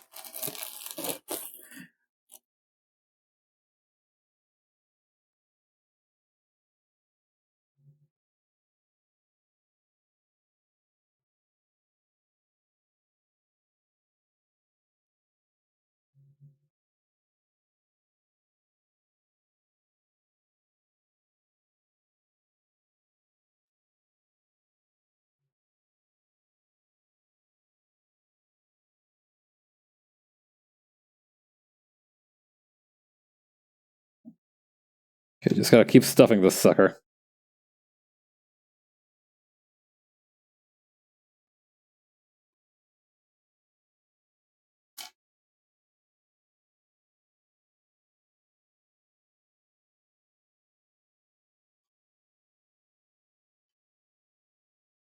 It's a little bit more junk in the trunk, I think.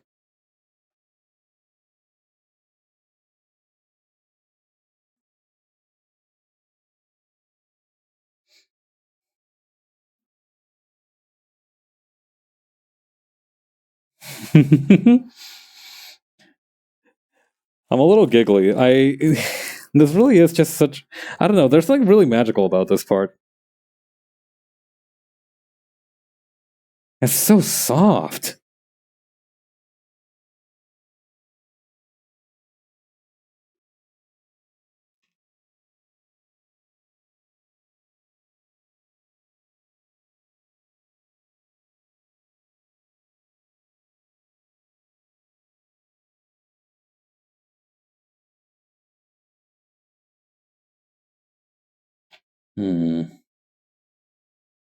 Could use a little bit more stuffing, just a tiny bit more.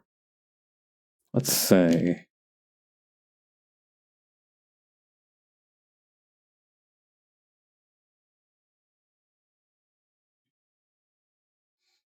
It really does look kind of like Rice Beast. It's uncanny. Although when I chuck it in the dryer, what I might do is I might put it in a sock first, just to make sure that it doesn't get knocked around too much. You know, like the tail gets ripped off or something. That would be really tragic.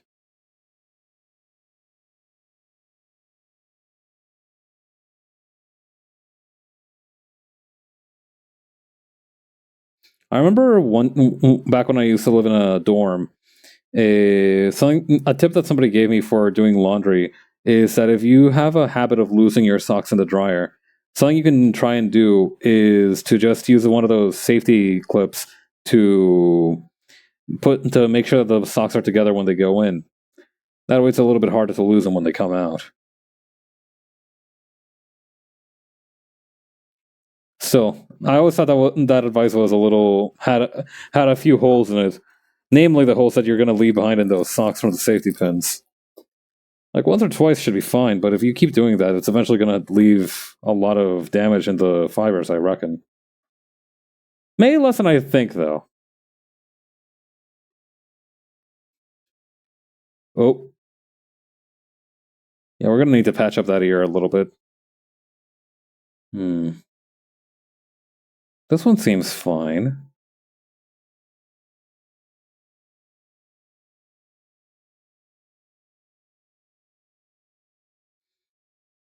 I think there's like such a thing as a ladder stitch or something. I don't know, it'll be really difficult to make it truly invisible at this point, but I think a ladder stitch might be our best bet for some of this. At least by my reckoning, that's the case.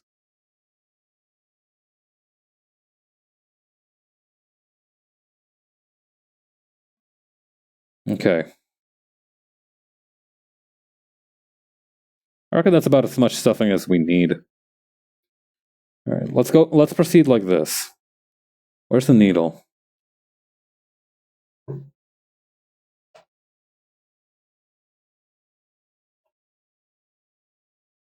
gonna need to look up a tutorial for how to do a ladder stitch real quick. I understand the concept of it, but let's see.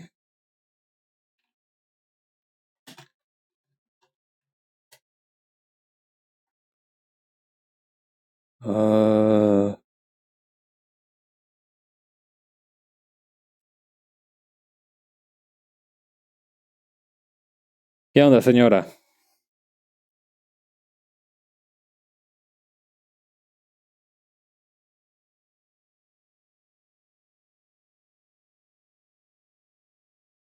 Closed captioning, there we go.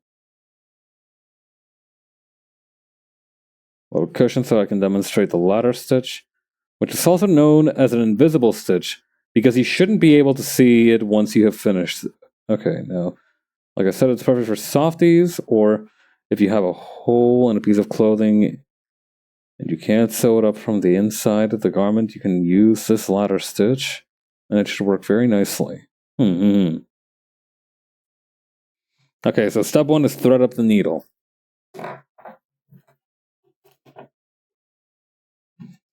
Let me get some good thread going, and we can keep watching the tutorial in the meantime. Double the thread over and put a knot in the end. Now, if you'd like to see a good video for how to put a knot in the end of your thread, then I'll put that in the description box down below. I really don't need that. Okay, start securing the thread to the inside of the seam.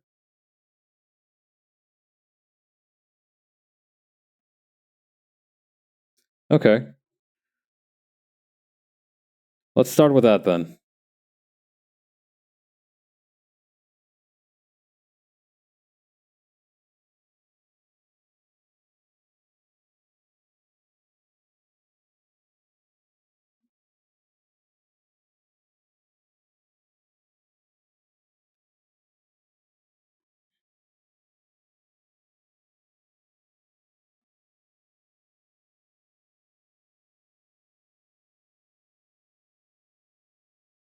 Okay. Let's use... Yeah, let's leave a little bit of space for what we're planning here. Okay. Hang on. Okay.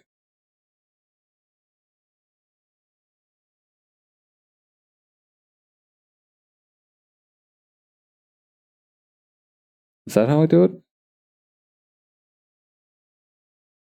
Okay, yep. Do it a couple times, apparently.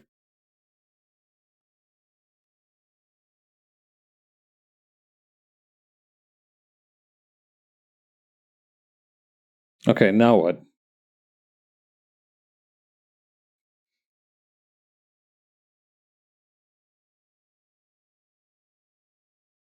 Oh, wait, no, huh? Okay, make it extra secure. Okay, got it.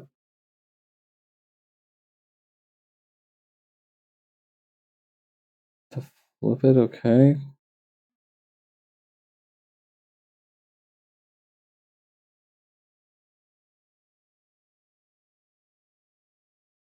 Get on with it.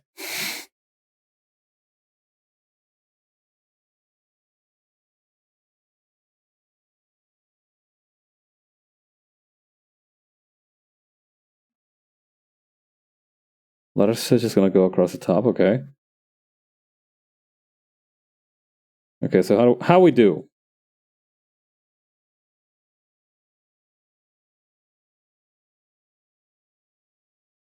Okay. All right, so just cross over to the other side and do a simple running stitch, okay. And then it's to the other side, right?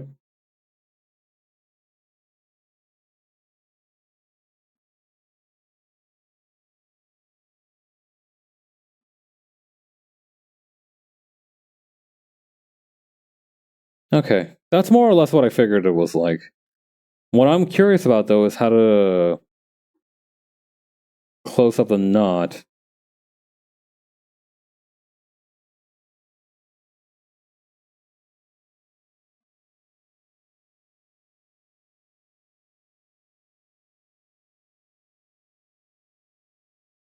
Okay. All right. Now how do we close it up?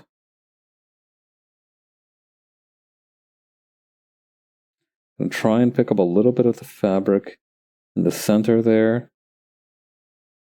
All right, I gotcha. Okay. That being said, even though it's more or less what I expected, that doesn't mean it's going to be easy. But hell, that's kind of why I made this one of those challenges for the garage auction, is because it's precisely because I didn't expect it to be that easy.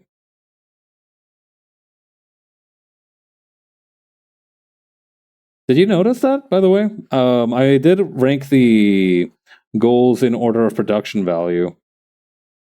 So, for example, the needle felting stream, I already had some experience with needle felting, so it wouldn't have been that big of a deal to continue that. You know, I did just want to get a couple new things. But then something like clay making, for example, or like working with clay, that would have been a little bit more demanding.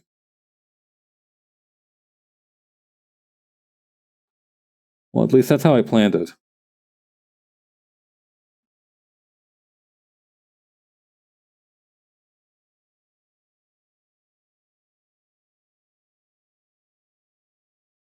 Okay.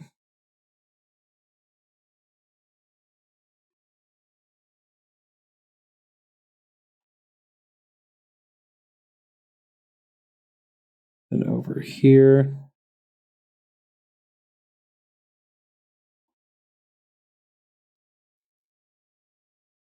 I just need to avoid getting the thread caught on the ear here. And it's really game over.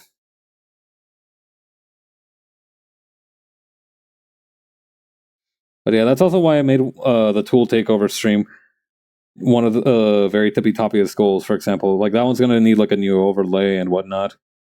Not to mention the new model.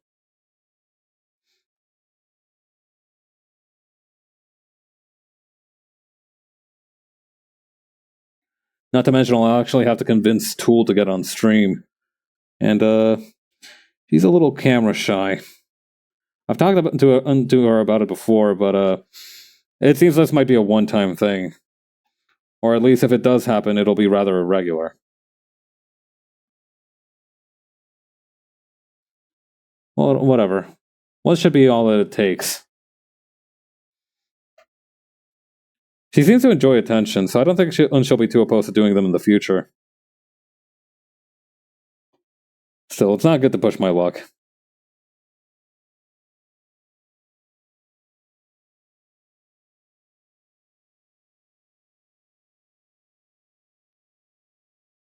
God damn it, it got caught on the ear.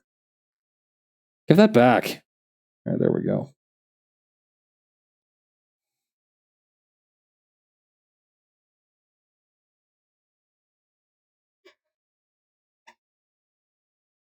Again, caught on the ear. You know, maybe that's actually useful though. Maybe that's just good for a security purpose.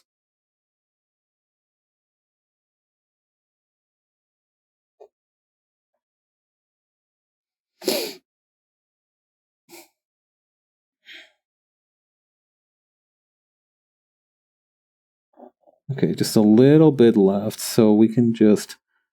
Actually, might be able to snag the ear on this one too. Let's try that.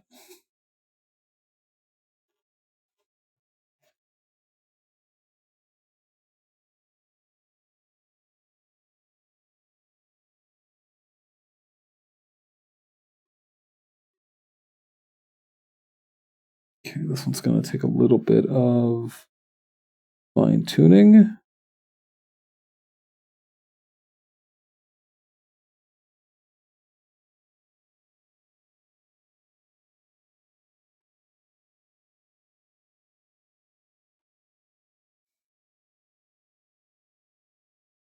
I swear we used to have more space here just a second ago.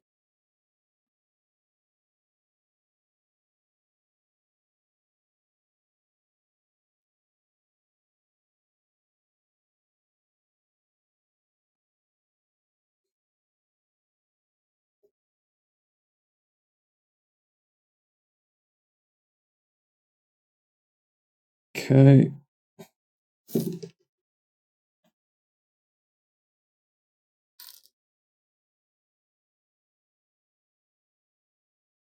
Hang on, maybe I can try something real quick.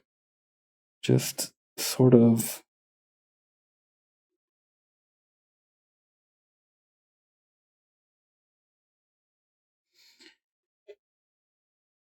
I'm trying to see if I can't do like an invisible stitch on top of the invisible stitch to tuck away that last little bit of the ear. I don't know if that's going to work.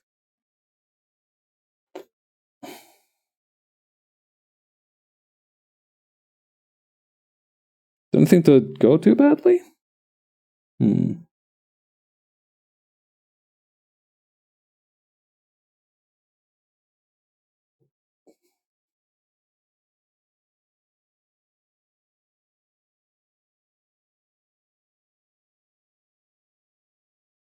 Whew, that was close. I almost pricked my own finger like that.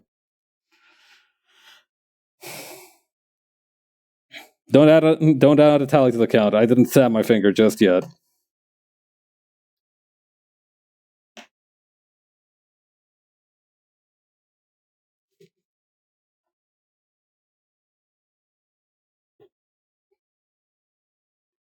Okay, then. Come on.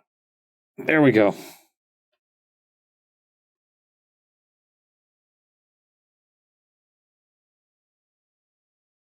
One, two, three, and let's go say 4.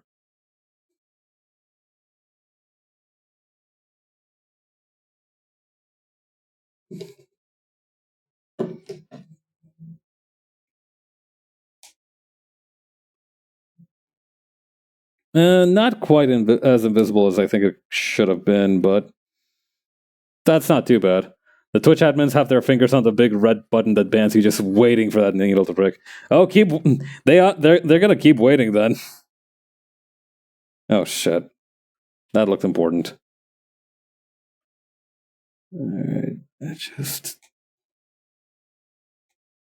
there we go. This fine fella a trim. And that's undoing everything. Okay, that might have been a miss. Wait, no. We can hang on, we can come back from this. We can come back from this. I am picturing in my mind's eye a secondary ladder stitch. Hang on. Yeah, this might work actually. Alright. All we need is a little bit of courage. And skill. We don't really have that second one, so I'm gonna have to make up for it with a lot of courage.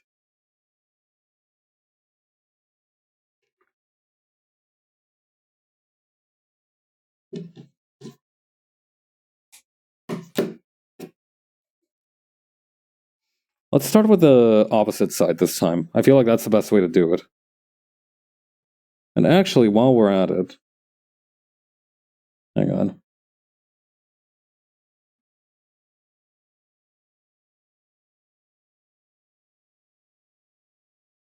Come on, bud. There we go.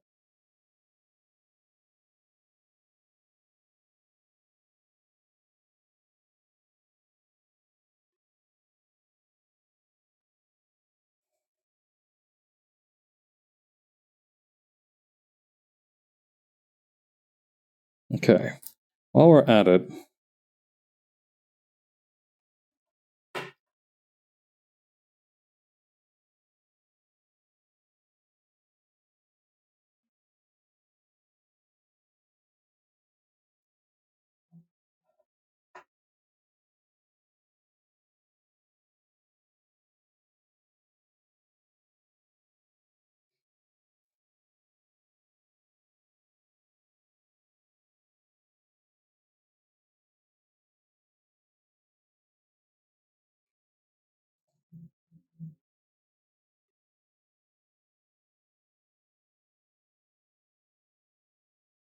yeah, okay. It should maybe work. All right.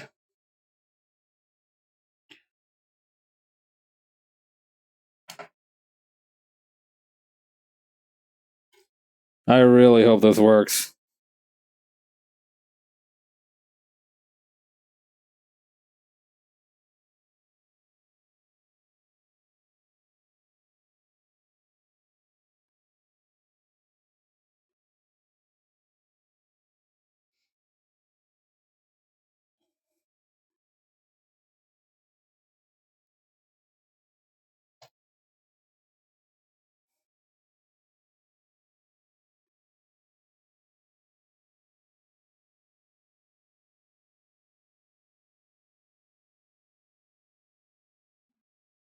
Come on. Okay, I really have to stop putting myself in a position where whenever I thread the needle, it put the needle through the fabric, it goes out near my finger. Like, I know that's unavoidable given the current setup, but I need to maybe be more mindful of that. Maybe.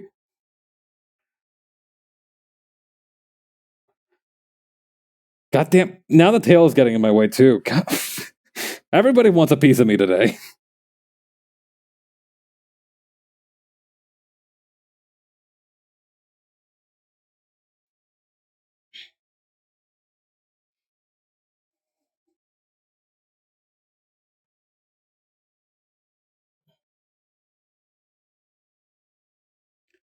right.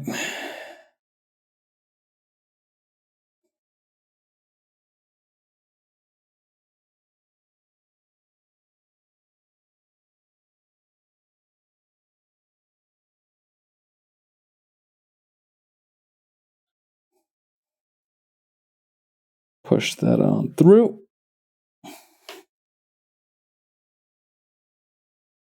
Get the tail out of there.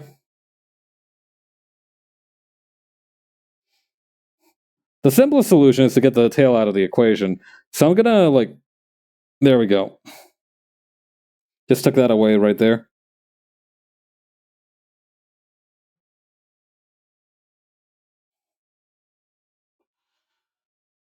Okay.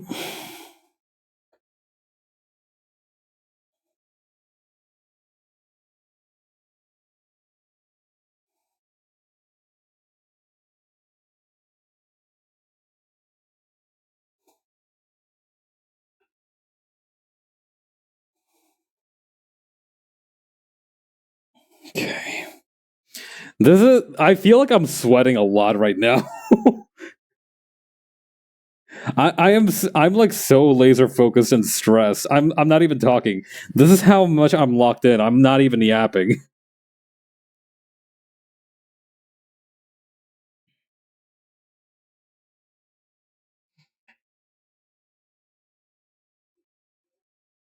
I'm like fully in mission control mode right now.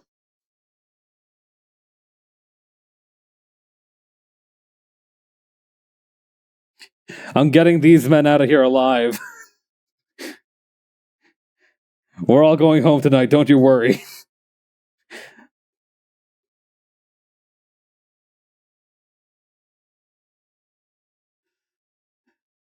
I got Major Tom on the mic and shit.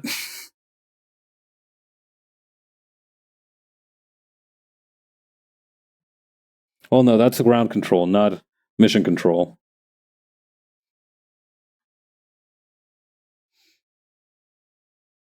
Come to think of it, the term mission control is quite apt, isn't it? They're the people who are trying to maintain control of the mission, or it's the communications department that is in charge of maintaining control over the mission. I don't know. It feels like they're very aptly named. It's not always that obvious what each department does.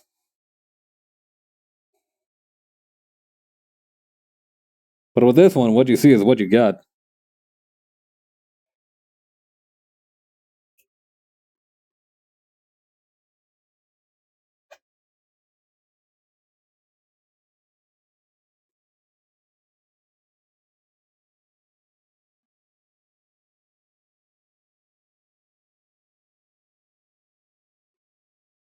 Okay.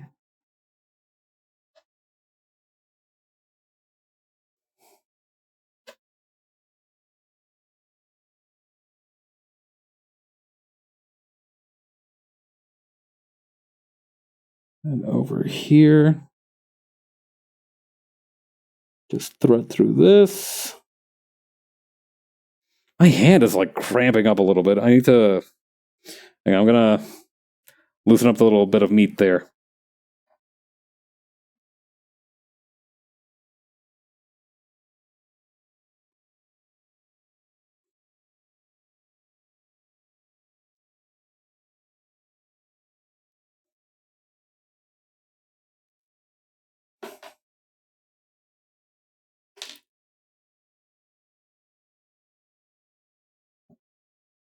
Come on.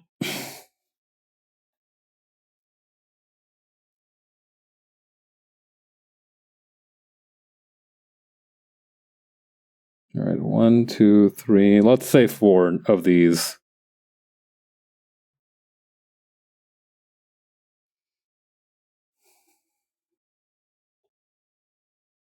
It's still a little loose.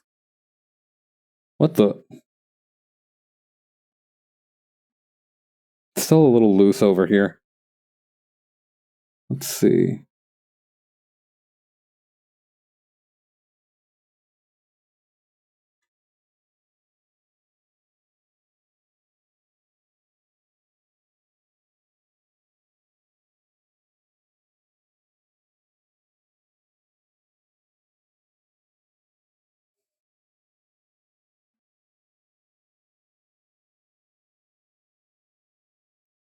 Here it is.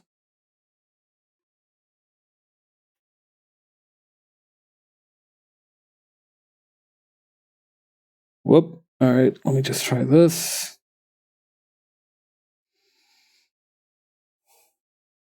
Push that through.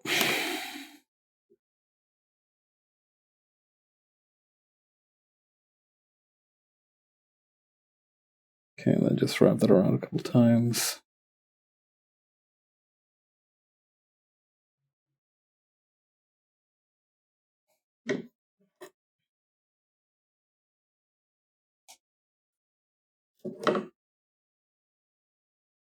All right. That looks pretty good, honestly. It went better than I expected. Now we kind of need to do the same thing for this one, though. And I feel like that one's not going to be as easy.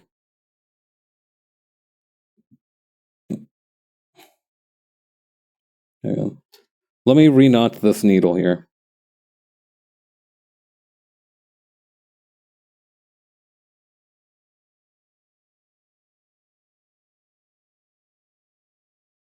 That's where it's going to begin. Then I guess the ladder stitch would go against this part, huh?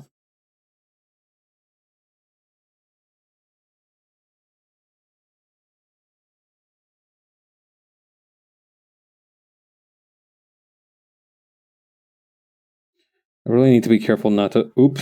Never mind. Cancel action. Actually, you know what might be faster this time around? It's to just. Yeah. And then. Yeah.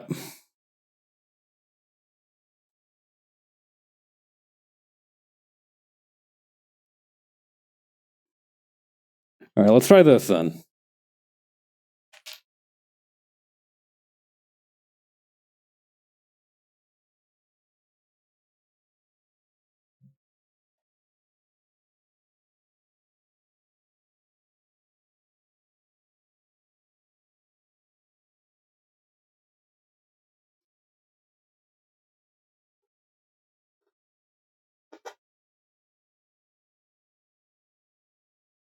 I'm not sure if I'm leaving enough space for a proper seam, but fuck it, we ball.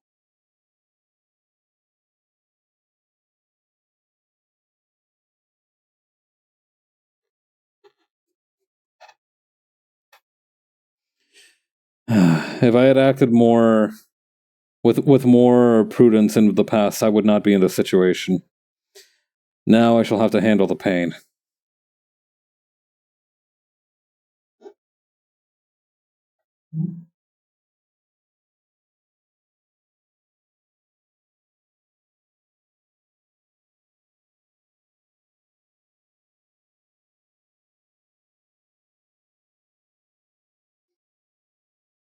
Okay, pierce through that.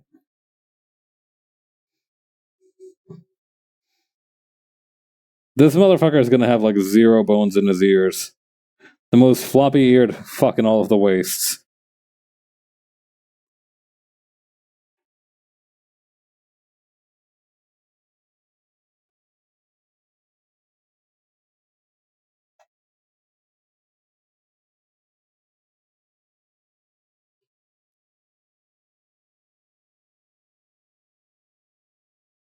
I wonder if there's a way to combine the ladder stitch and the stitch that I normally use.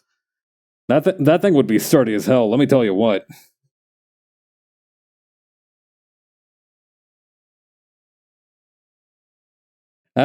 Nice try, Needle, but not today.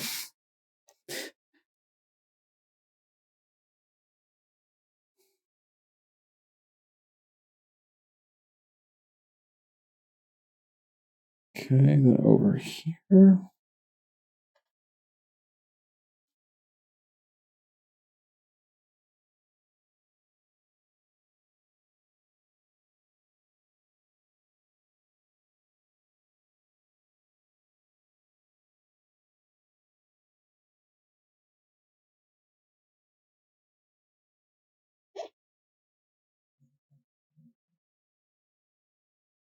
Come on.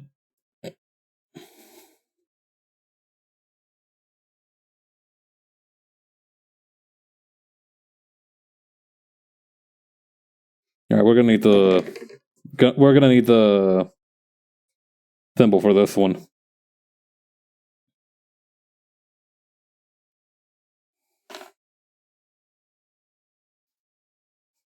Thimble to push it to do most of it, and then the glove to finish the job. That's the kind of methodology we've developed here.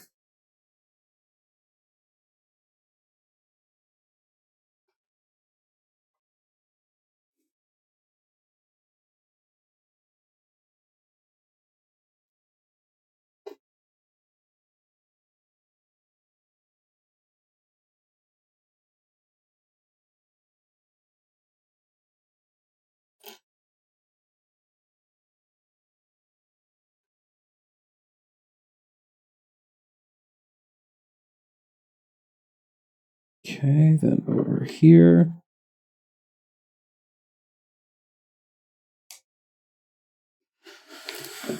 The operation was a success. Mostly. Kinda. There's been some disfigurement, I'm afraid. Yeah, that should pretty much be enough for like the top part. What else do we have left in the tutorial left to do?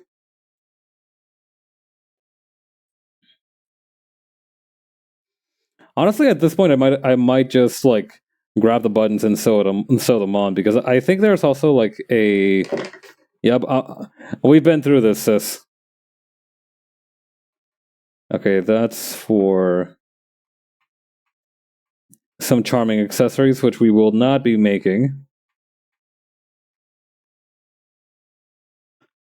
Okay.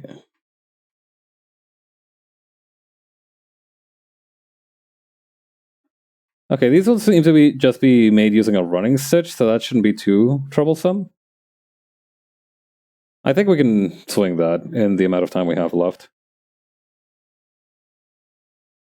Yeah, how do we sew those on? Ladder stitch? Ladder stitch tonight, Queen? Oh my god, it is straight up just a ladder stitch too. Oh my god. Nature is beautiful. All right. I think we can lock in and go for the feet. I do think that this is possible within our lifetime. In fact, would you look at that? We just happen to have some perfectly serviceable fabric right over here. All right, let's just add the basic outline of this. This still feels super weird without gloves.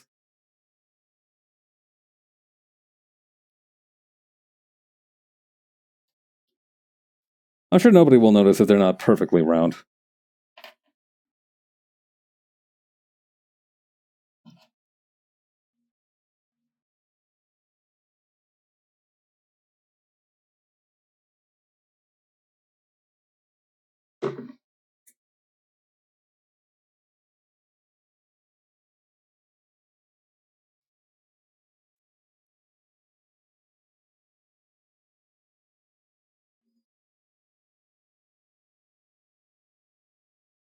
Okay.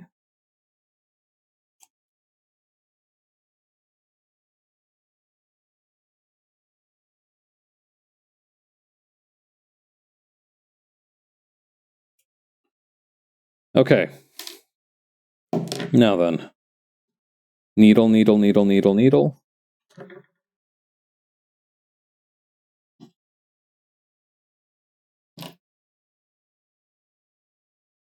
Okay, let me take another look at that tutorial real quick, just so I know that I'm on the right track.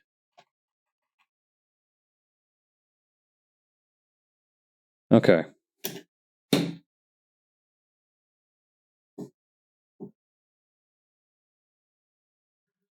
Okay.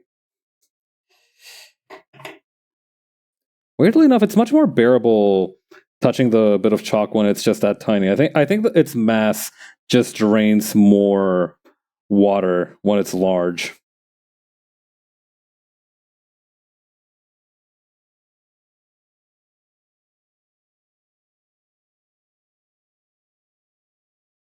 All right. Like, how tight is this? It's kind of tight. All right.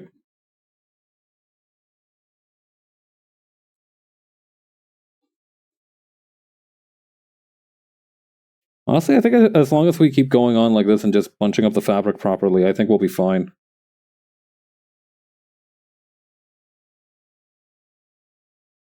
Just like a little steamed bun.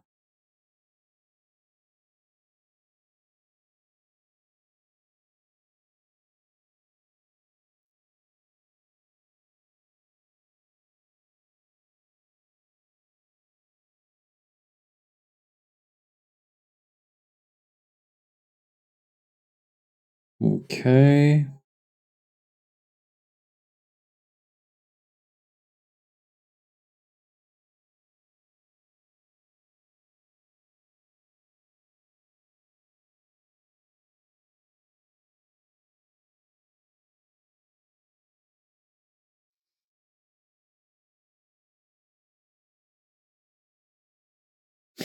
I honestly kind of like these. They're very well. They're very small, actually.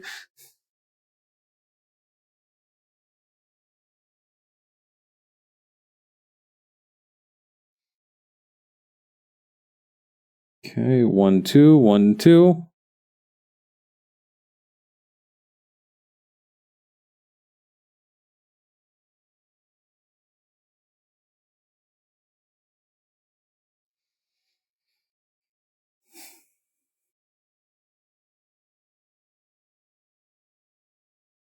All right, we want to give them just a little bit of give. So maybe. Oh, this works.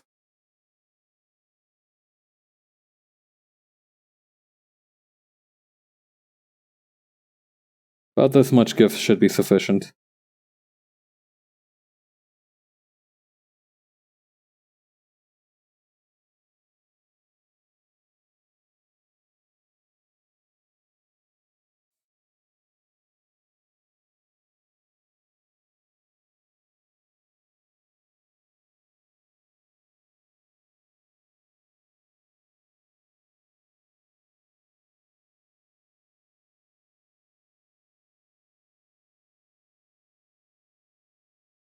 Okay.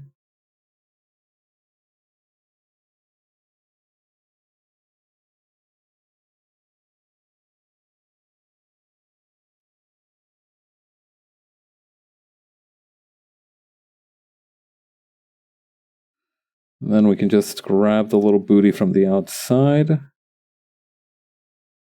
How do we knot this one? So I think maybe it's just like.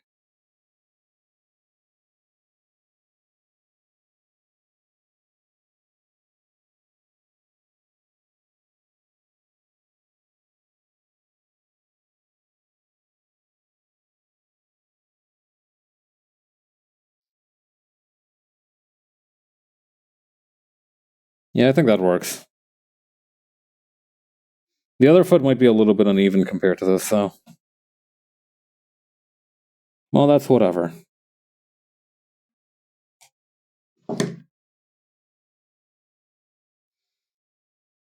This is supposed to be a super complicated segment of the project.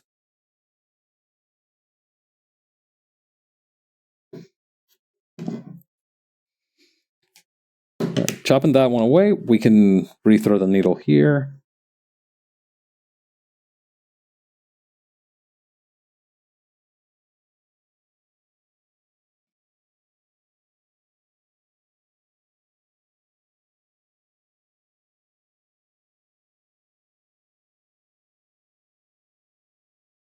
Come on, one of these has to be even with the other. Otherwise, there's nothing's going to get done.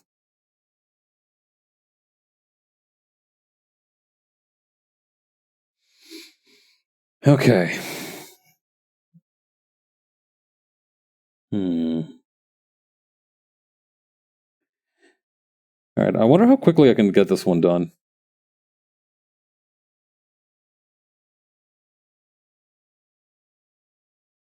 There's something very satisfying about this one in particular. I don't know, especially like when the little bits like this are all evenly skewered like this. I don't know. There's something about this that feels really satisfying to me.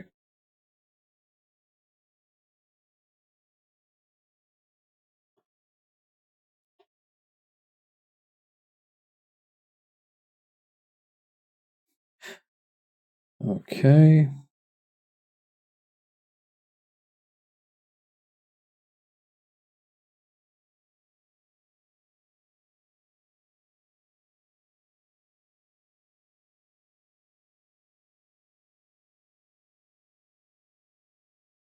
Okay, A.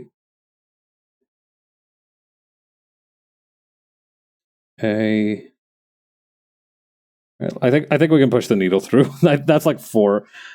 Is that my record? I think that's my record. Like this thing is starting to look like the inside of a mitochondria. Where the hell's the glove?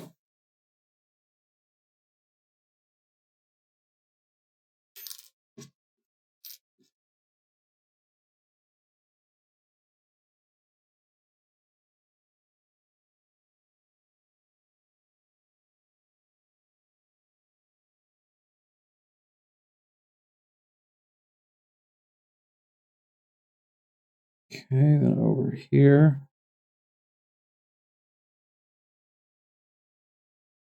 Oh, is that the knot already? That one was quick. All right, let's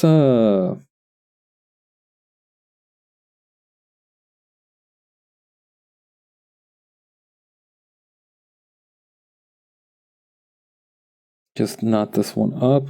We need that much. That little bit. Whoop. Wait, no. Come back.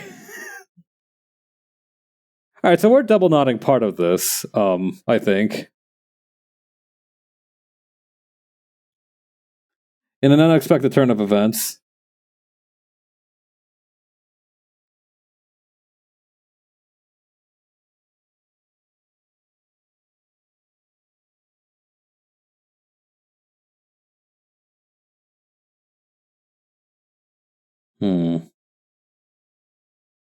That does make it a little bit difficult, though. Double knotting it like this actually fixes the length of it, which is kind of the opposite of what I want to have happen.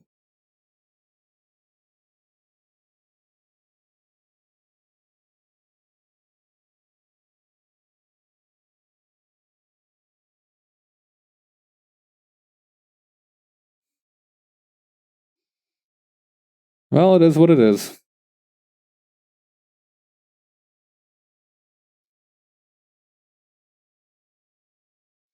If I were a more virtuous person, I could have planned this out from the beginning. But frankly, I don't think any amount of virtue would have saved me from this.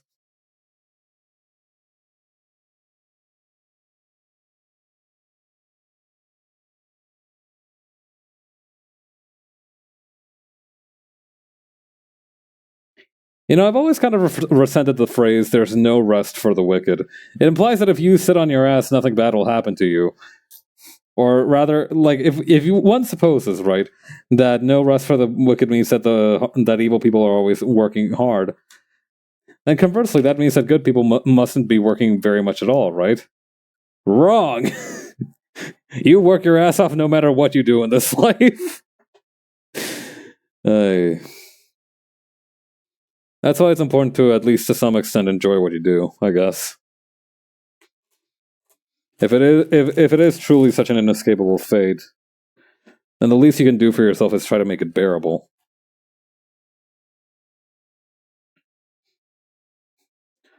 Unless you're a park ranger, in which case bearing your workflow is kind of the whole point.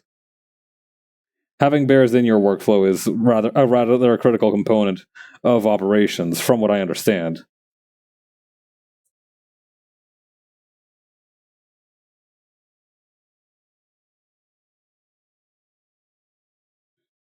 Okay. This thread isn't going to cut it, so I'm going to need a much longer one. We can use that thread down there for something else.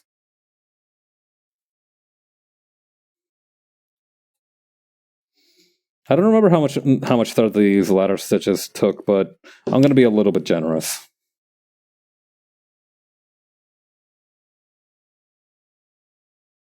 I'm also going to pin down the tail again, just because I feel like that's going to get in the way the most. Whoop.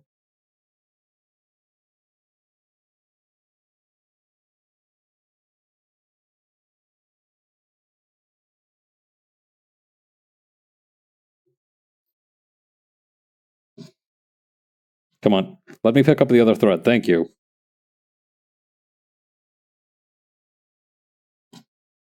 Come on, big dog.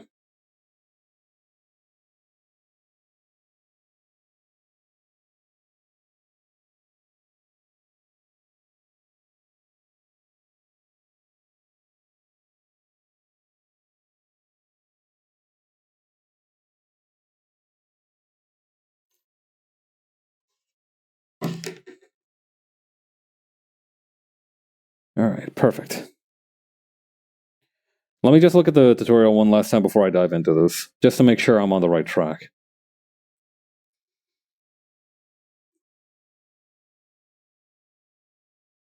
Oh, I think they did it a slightly different way from how I did it. Oh well, too late for regrets now. Uh-huh, yep, I'm with you so far.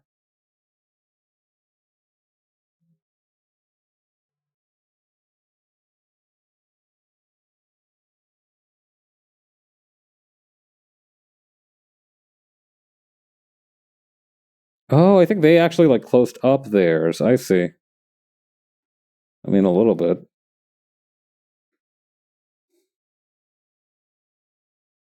Oh, that's how it's gonna be. Just real quick then, let's close these little guys up.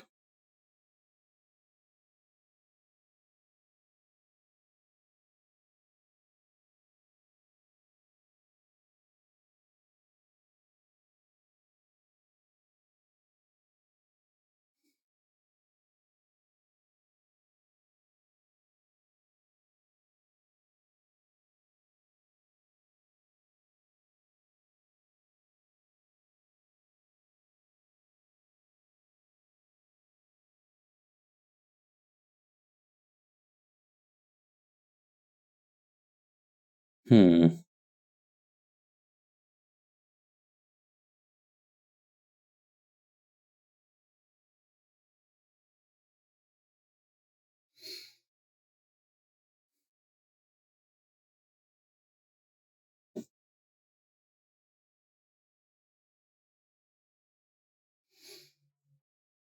I don't even know if this is the right decision anymore. I'm just going with the flow.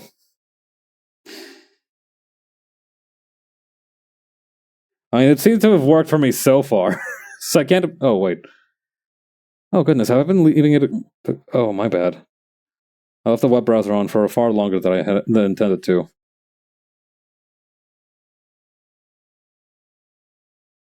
Wait. God damn it. Oh, I hate when this happens. Okay, never mind. We salvaged the situation. We're good. We're good. We're good. Oh yeah. The other day, I remember was nowadays whenever I a very common hyperbole these days is that phrase "godlike," right? Like saying, "Oh, you're godlike" and such. It's to the extent that I think like Pinocchio they made a song about that. And the other day, I remember seeing this one tweet where it turned out that somebody like outed themselves as a Smash player at the locals because they called the locals friendlies. Or wait, no, they called the casual match friendlies rather than casual match. When apparently that's usually like a Smash term. And then somebody posted like a reference of like Smash terms compared to like terms in normal FGCs. And apparently they call their locals daycare, which is, I don't know, a lot of it feels very infantile. They keep calling it like I think like at one point I remember like they called what was it, like fuzzies like shimmies or something like that, or something to that effect. And you just like see the difference in culture, right? Like I don't know why Smash developed its own little culture like that. I feel like we don't really see that difference in words in so many other fighting games. So I do wonder why it is that they kind of like did that. Especially daycare. Who the fuck calls what kind of I feel like I've been like in like one of those Yakuza sub stories where like this Smash player says he needs to get the daycare, and it turns out that it's just like a bunch of dudes dressed in diapers. Yo, oh, I hang on, I jostled the camera. My bad. Sorry, I keep jostling the camera, but it's a lot of fun to play with this thing. I am perhaps a little too easily amused.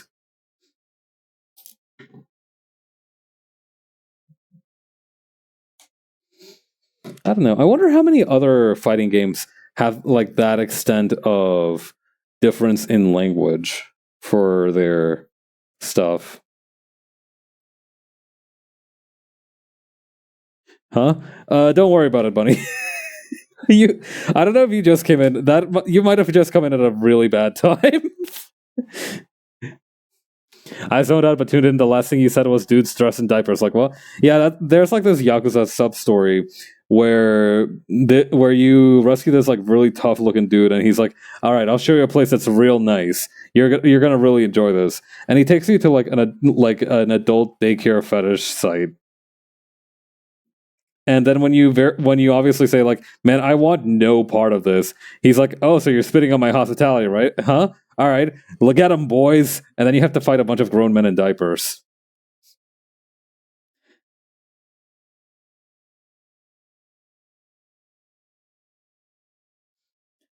It's kind of crazy that that's not even the weirdest thing that's happened to Kiryu at that time.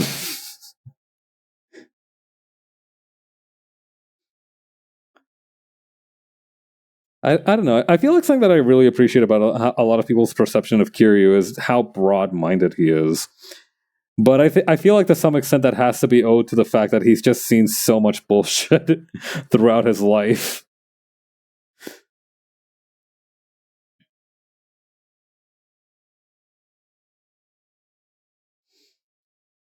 All right, I'm gonna pin the tail back here.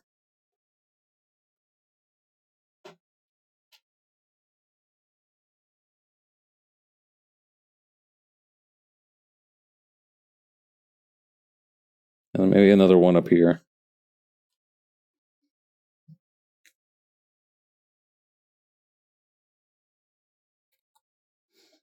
All right, I just held a needle in my teeth. I really don't think you should do that, but I did.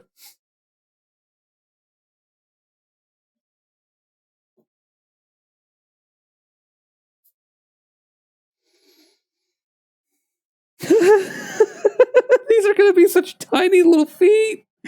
Oh, that's delightful. All right. I'm excited for this. All right.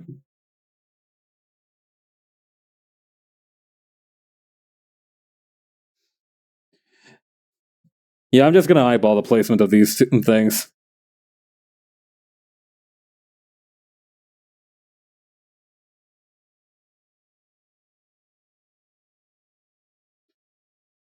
And let's just do a quick double stitch so that we know that this one's secure.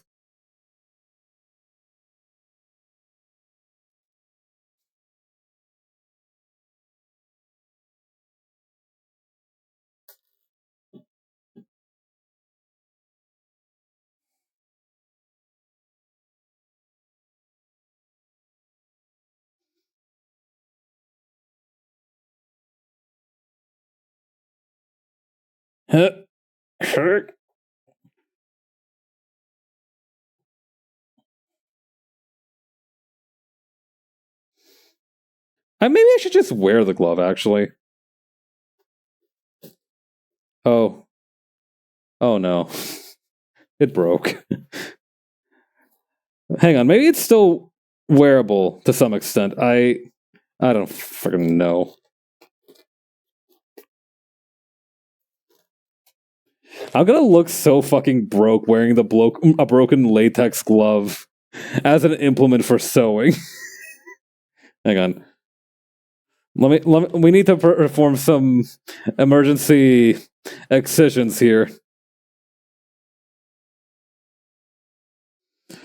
Right, shake it off. To my credit, it does work. But at what cost?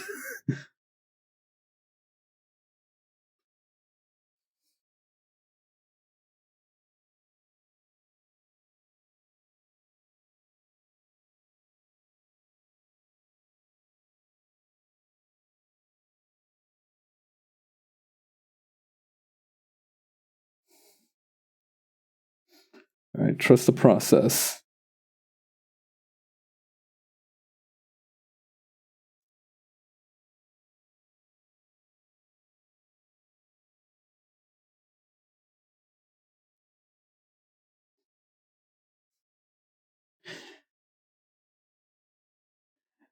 Oh man, the other makers and crafting VTubers are gonna see me wearing half a broken latex glove, and they're gonna be like, "He can't afford Gorilla Grip gloves." Look at this fucking idiot who hasn't developed the right calluses to grasp needles and pull them through through fabric of any thickness and weight.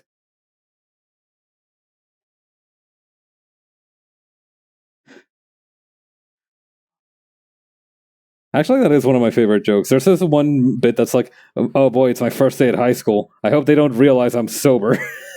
uh,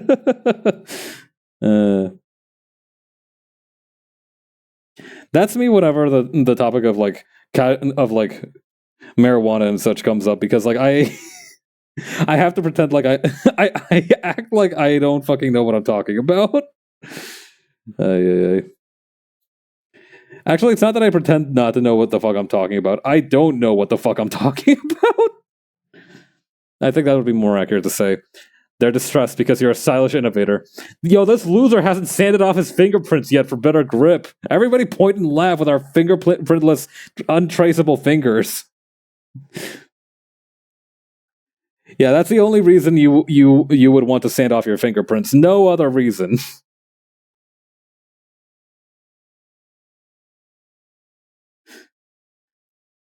I remember specifically this one episode of CSI where they were looking for this dude who had burned off his fingerprints. I don't even remember if it was CSI or some other cop show, where they were looking for this one dude who had burned off his fingerprints so he was untraceable. And like the thing is that works until like somebody asks you for your fingerprints and they realize, hey man, you don't have any fucking fingerprints. Like, what's the plan after that?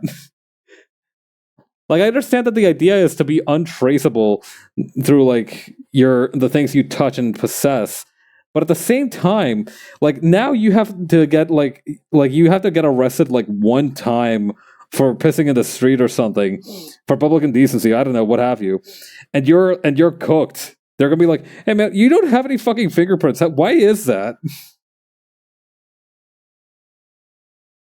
We're going beyond gloves that expose a large amount of the back of the hand. This is hand fashion. Yeah.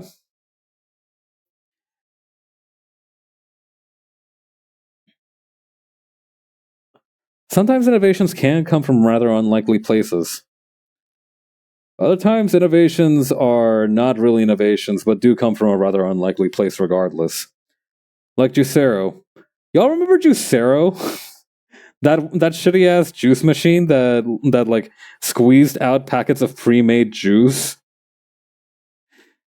and it cost like $700 or something. Wait, hold up.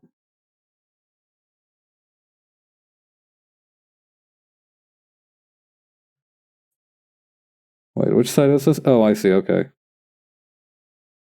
God, actually, hang on. I think I remember a lot of the story about Juicero. Let me try and jog my own memory. Like, I remember it was started by this one dude who was kind of like an ordinary shithead, as he as one is. He was a pretty ordinary shithead, but he ended up getting scared into like eating clean or something because a lot of his family ended up having like health issues. I remember that was like the thing that got him to start looking into juice, is that he really wanted to eat clean because two of his family members were hit with illnesses. Wait, have you ever? Now that's all juice machines, but instead of apps, they have AI in them. God, yeah, that's true. Have you ever seen the AI powered rice cooker? Perdón? I don't think I have seen that actually. Does it have a name? Hang on. Let me Google something real quick so I understand how angry I need to get.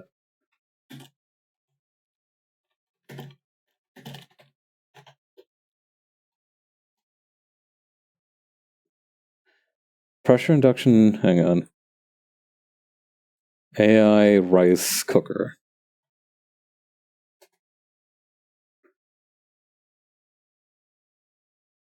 Alright, let's take a look at this jabroni.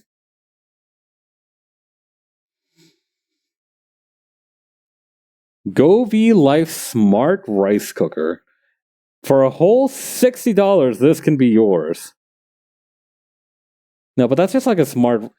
Okay, now why are you showing the soup? Why is the soup in the rice cooker?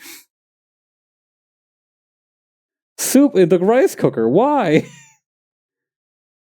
Large capacity, high power. Wait, did that say they can make 10 cups of rice? Hot damn, wait, I might cop actually. Hold up. Photoshopped rice in the front? No fucking shot. Oh my god, wait, no. That does look like real rice. That does look like real rice. Do you not believe in the power of the rice cooker? It just feels odd. Alright, so where's the smart part come in? 6-in-1, rapid cooking, made easy. Okay, this is kind of impressive. I'm not gonna lie. This one does feel... This one is kind of sexy to me. Simple yet safe. Govee Life. Cooked Spanish rice at 9 a.m. Used keep warm mode. 8 at 2 p.m. Rice is great, not dried out, easy to clean up. Okay. Okay, so Soju Rishi's top-of-the-line rice cooker boasts several features, including artificial intelligence for you to cook perfect rice. But do all the bells and whistles, not to mention countless buttons, of this unit actually make a good meal? Fuck you mean countless buttons? There's 8 buttons, brother. We're losing him to the AI machine. This might be what breaks me. I'm not gonna lie. Fucking myriad of buttons. There's 8 fucking buttons. Hal, start my rice. I'm sorry, Dave. I'm afraid I can't do that right now. Okay. Advanced fuzzy logic technology. I'm sorry. Fuzzy logic... perhaps I'm biased, but fuzzy logic does not in me inspire much confidence. Okay, exactly how you wanted it each and every time. Similar to its sister model, Sojurishi... Okay, has several menu settings including the white, umami, sushi/sweet, porridge, brown, GABA brown, steam reduced, scorch, rinse free, and quick cooking. Huh.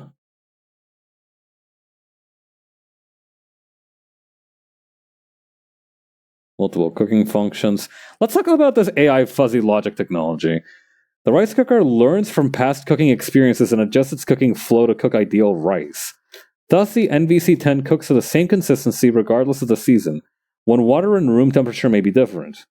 With this AI technology, the NVC-10 remembers the capacity you cook at most often and adjusts its flow from the very first stage of the cooking. Who the fuck needs this? Who needs that? It's a goddamn rice cooker, not a precision instrument. You ball, you fuck, you roll. That's all you need. Fuck you need AI for?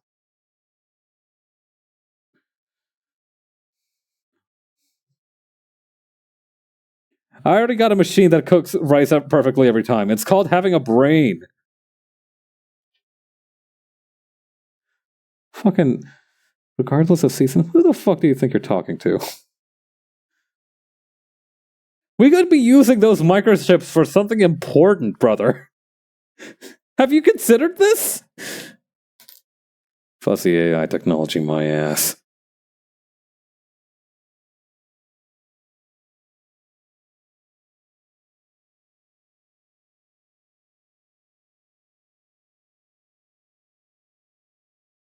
Alright. I'm sorry I got a little heated towards the end there. It just seems... I don't know, that just seems really unnecessary. The other one was pretty baller, though.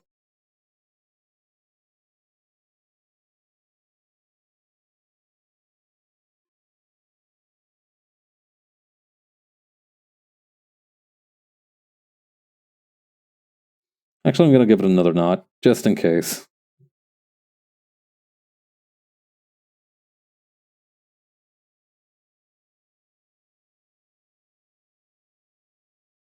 Are you implying there's something more important than cooking rice?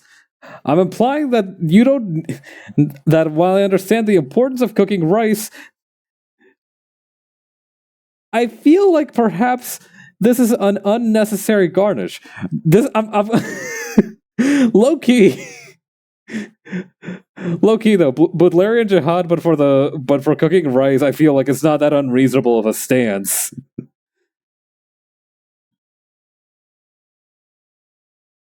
Like I really don't feel we need all that though.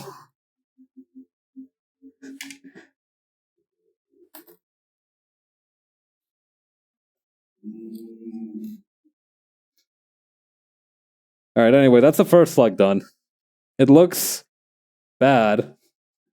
It doesn't look very good. But now we're kind of deep in this shit now, so I guess we have to do the other one.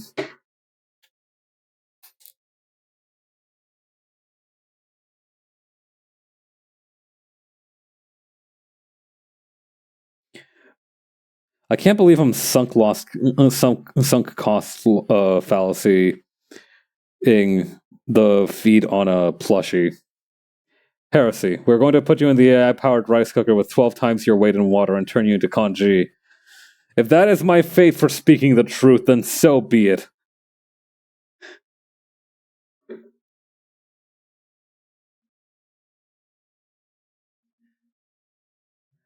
At least if you do that, have the decency to put me together with a century egg or something. You know, don't just like put me, don't just like serve me raw as kanji. Put me with a little bit of a century egg or something. Some pork for God's sakes. Damn, you're gonna be delicious.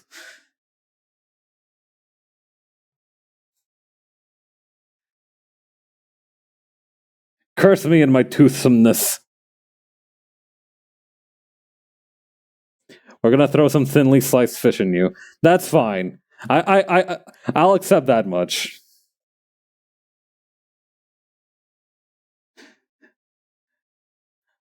I'm happy that you've elected to meet me halfway with regards to my cooking punishment.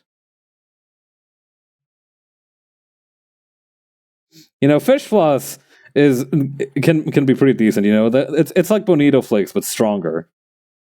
You know, that's not too bad. I could do worse.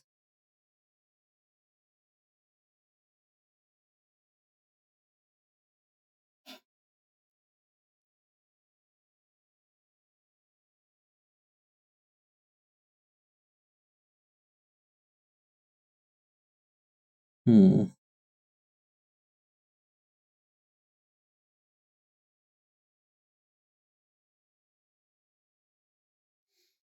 Now I need to be wary of the other foot while I'm doing this.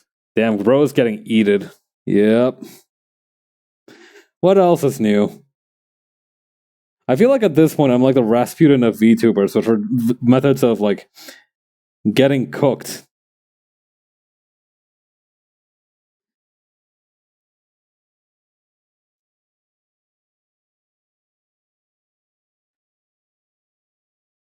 Okay, then over here.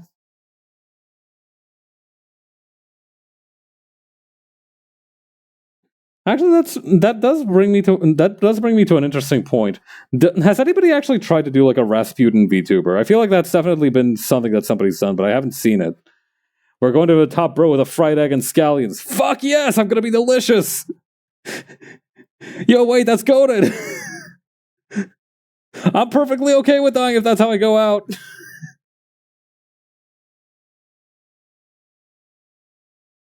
You're getting into all sorts of comedic medieval torture done to you, and the crowd just goes, "Ooh, tasty mochi." That's the backbone of my slapstick. If you don't leave these streams at least a little bit hungry, then I have failed my duty as a creator. Okay, brother, you need to stop getting tangled in this fucking other leg of yours. It's a little bit unbecoming, if I'm being quite honest.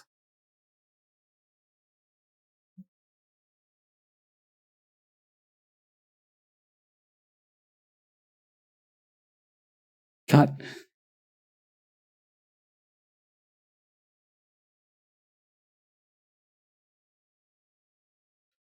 Okay. Okay, then over here. Watching Pabs get beaten with a rolling pin and broken into tiny pieces and just thinking, damn, he's gonna make some crazy good kanji. Yeah.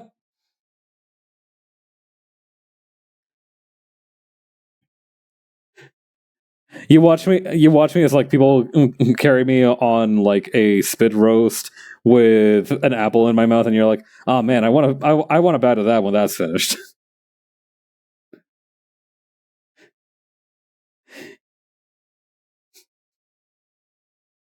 Instead of calling an ambulance, most people's reaction is like, let me get a bite though.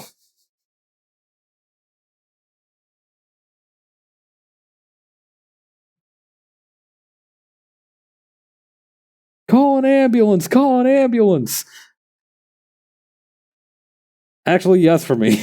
In this scenario, I'm getting walloped, aren't I? Well, that's fine.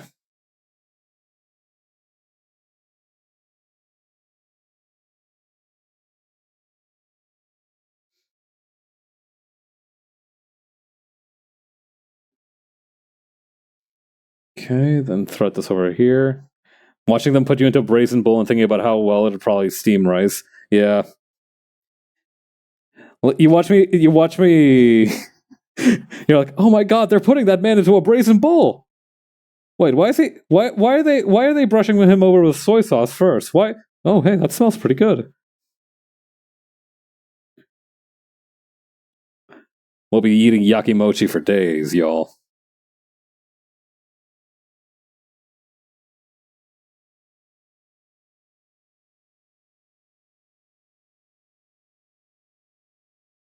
Okay. I do need to put some more thought into like my rice-based powers. Like obviously telekinetically controlling rice would be in there by de facto. But I don't know. I feel like I whenever I think about like powers for myself, right? It's always related to the sun. And I don't really exercise enough about the rice. At the end of the day, it's about rice. I need to bear that in mind. I can't forget who's top dog around here. Honestly, putting aside the fact that it was used to cook human beings, a brazen bull would probably make some crazy good stew.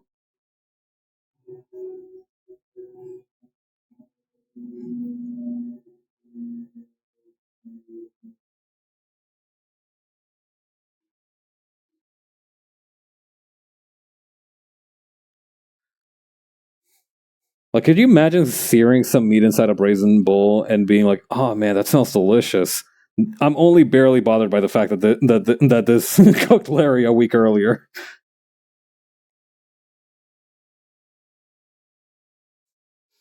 If you nailed it shut, it'd basically just be a pressure cooker, right? Imagine that. You're not only cooking me, but you're cooking me within like 20 minutes. Maybe less.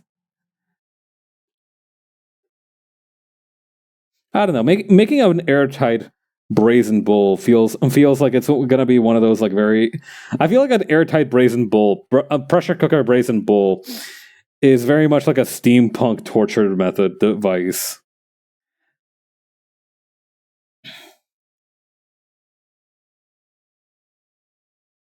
Well, I guess it's not really a torture device. It's more of like an execution tool. I don't think people were put into a brazen bull and expected to walk out most of the time. I don't know. The fire resistance of our ancestors might have been more powerful than I had initially bargained for.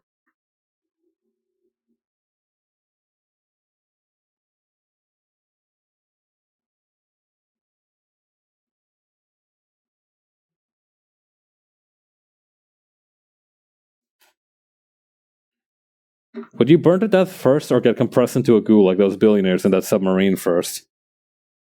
Hmm. Well, I'm guessing you'd run out of air first, depending on how long they cook you there for. Yeah, the feed really took away from this whole affair, but that's fine. Live and learn, I suppose. Alright, now for the final touch, we just need to sew on the eyes.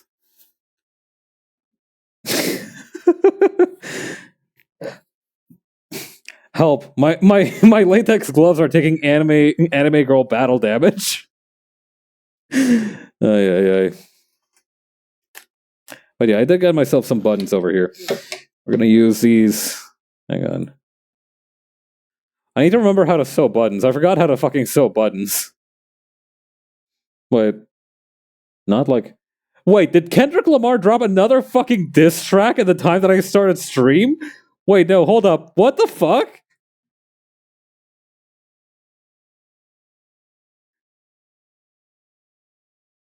No fucking shot. He fucking dropped another one. Holy shit.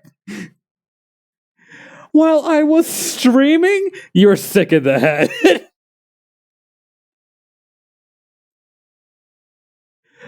like I knew about the second one, but this is like a third one. This was an hour ago.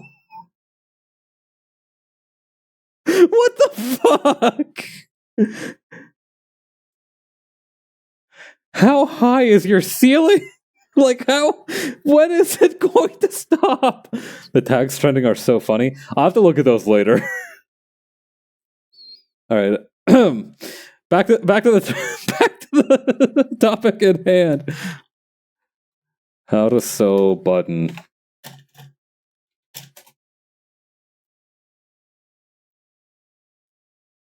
Absolute beginners. Rotate 3 times. Thread double. The stop. He's already dead. Okay. Okay, closed captions are not available for this video. 2-hole button. All right. Uh-huh. Okay, so we take the thread, not the thread, all right? So far I'm understanding. I'm listening and learning.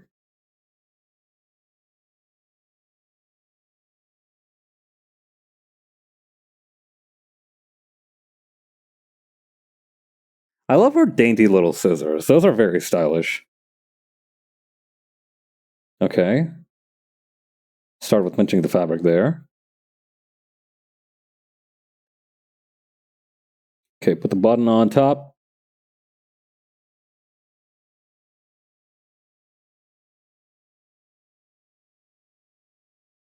Okay, you push it through.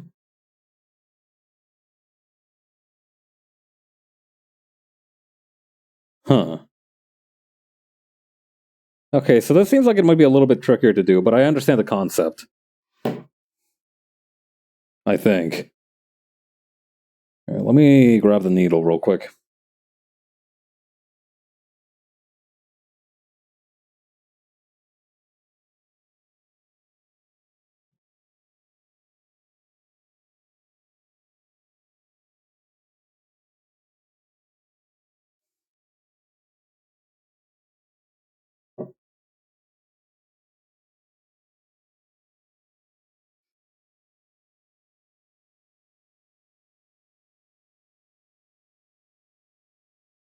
Come on. All right, third time's the charm.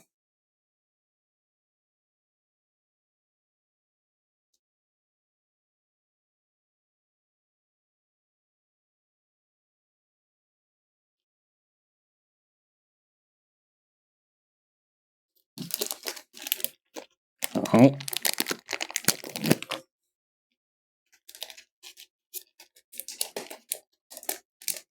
Let me get in there. Let me hold one of these. A little bag inside a little bag. That feels a little wasteful. Ooh, these are very nice. Oh. Oh no, this is gonna end up looking like a Funko Pop. Oh no. No! Wait, no, it doesn't look like a Funko Pop. Alright, we're good. It doesn't look... As long as I don't space them out too much, it'll avoid looking like a Funko Pop. I need to be fucking careful. I need to be so goddamn careful today. Alright.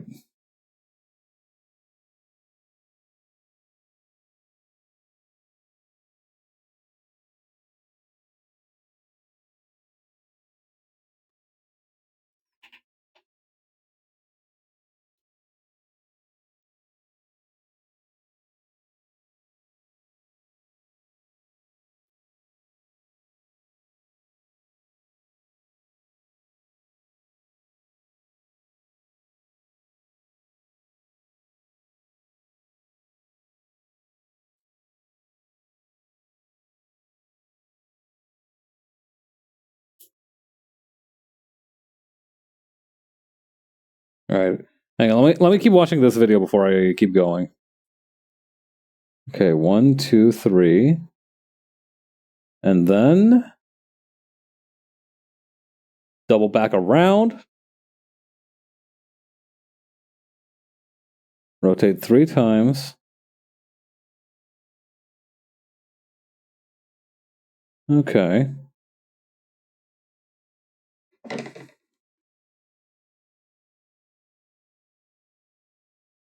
Let's add one more little loop to this guy.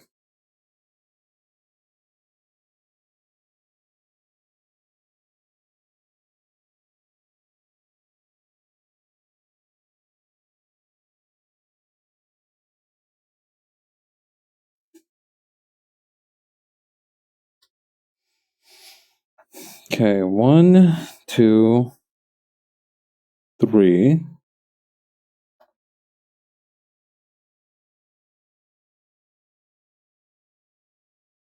And then right kind of here where we sewed it up.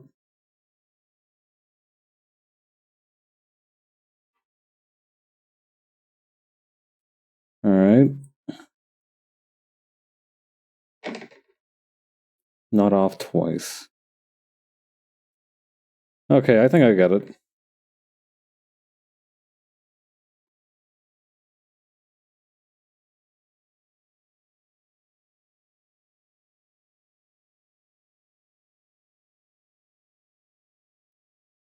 Okay, so that's one.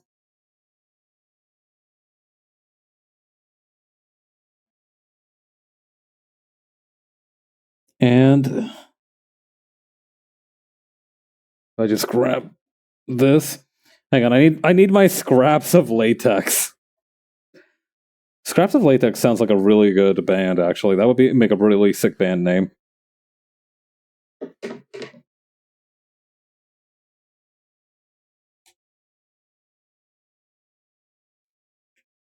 All right, that's kind of loose, but it's working. It works.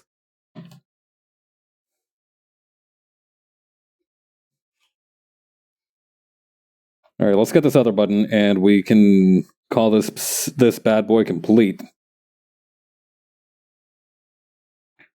I don't know if that's enough thread, but we'll see how it goes. We were like comfortable with the other button, so I feel like this should be fine.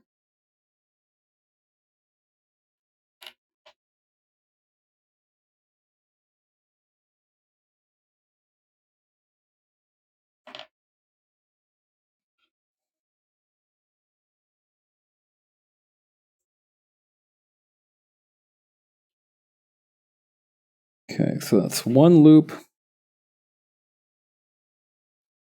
Please get a grip. Would you stop fucking around? All right, there we go.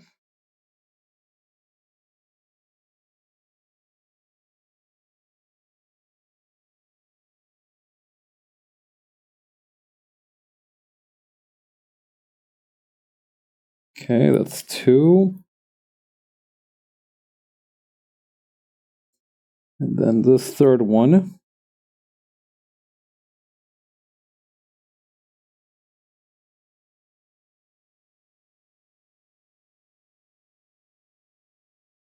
Slide that through here.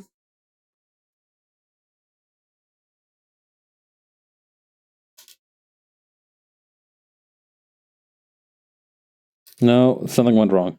Wait, no, something went right.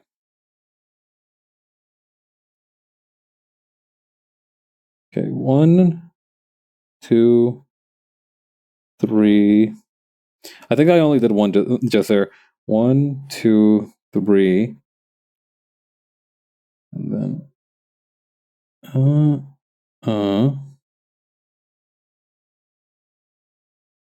loop-de-loop.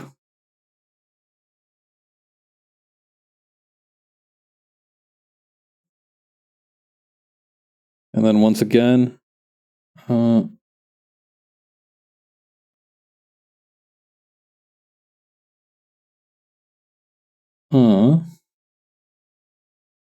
and loop-de-loop.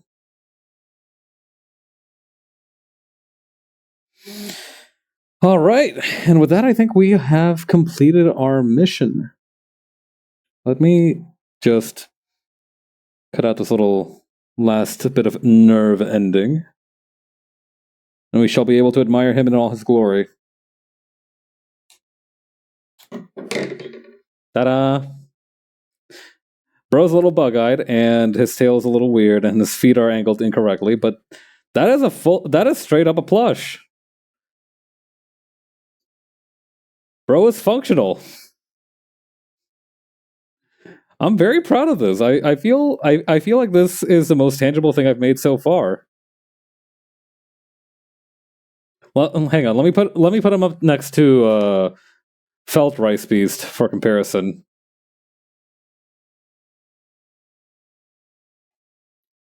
It's like my neighbor Totoro. Or Kate Sith. Or Kate C, I guess it is the pronunciation. I'm not sure how to pronounce that one. But yeah, check that out. This feels kind of great to squeeze. I'm gonna use him like a stress ball. Alright, but with that, we have completed another one of our goals. Okay, let's see who all is streaming. I'm gonna wrap up stream now. I'm gonna go see if anybody's streaming before I tap out. Oh, Bunny is streaming Golden Ring. So let's go say hi to Bunny. I'll leave you in her care. In the meantime, I'll be back tomorrow with some additional comic work. We should be making some more progress, although I don't think we'll be finishing page 12's coloring. In the meantime, please stay safe out there. Have a good rest of your weekend, and I will see you all next time. Later. Bye.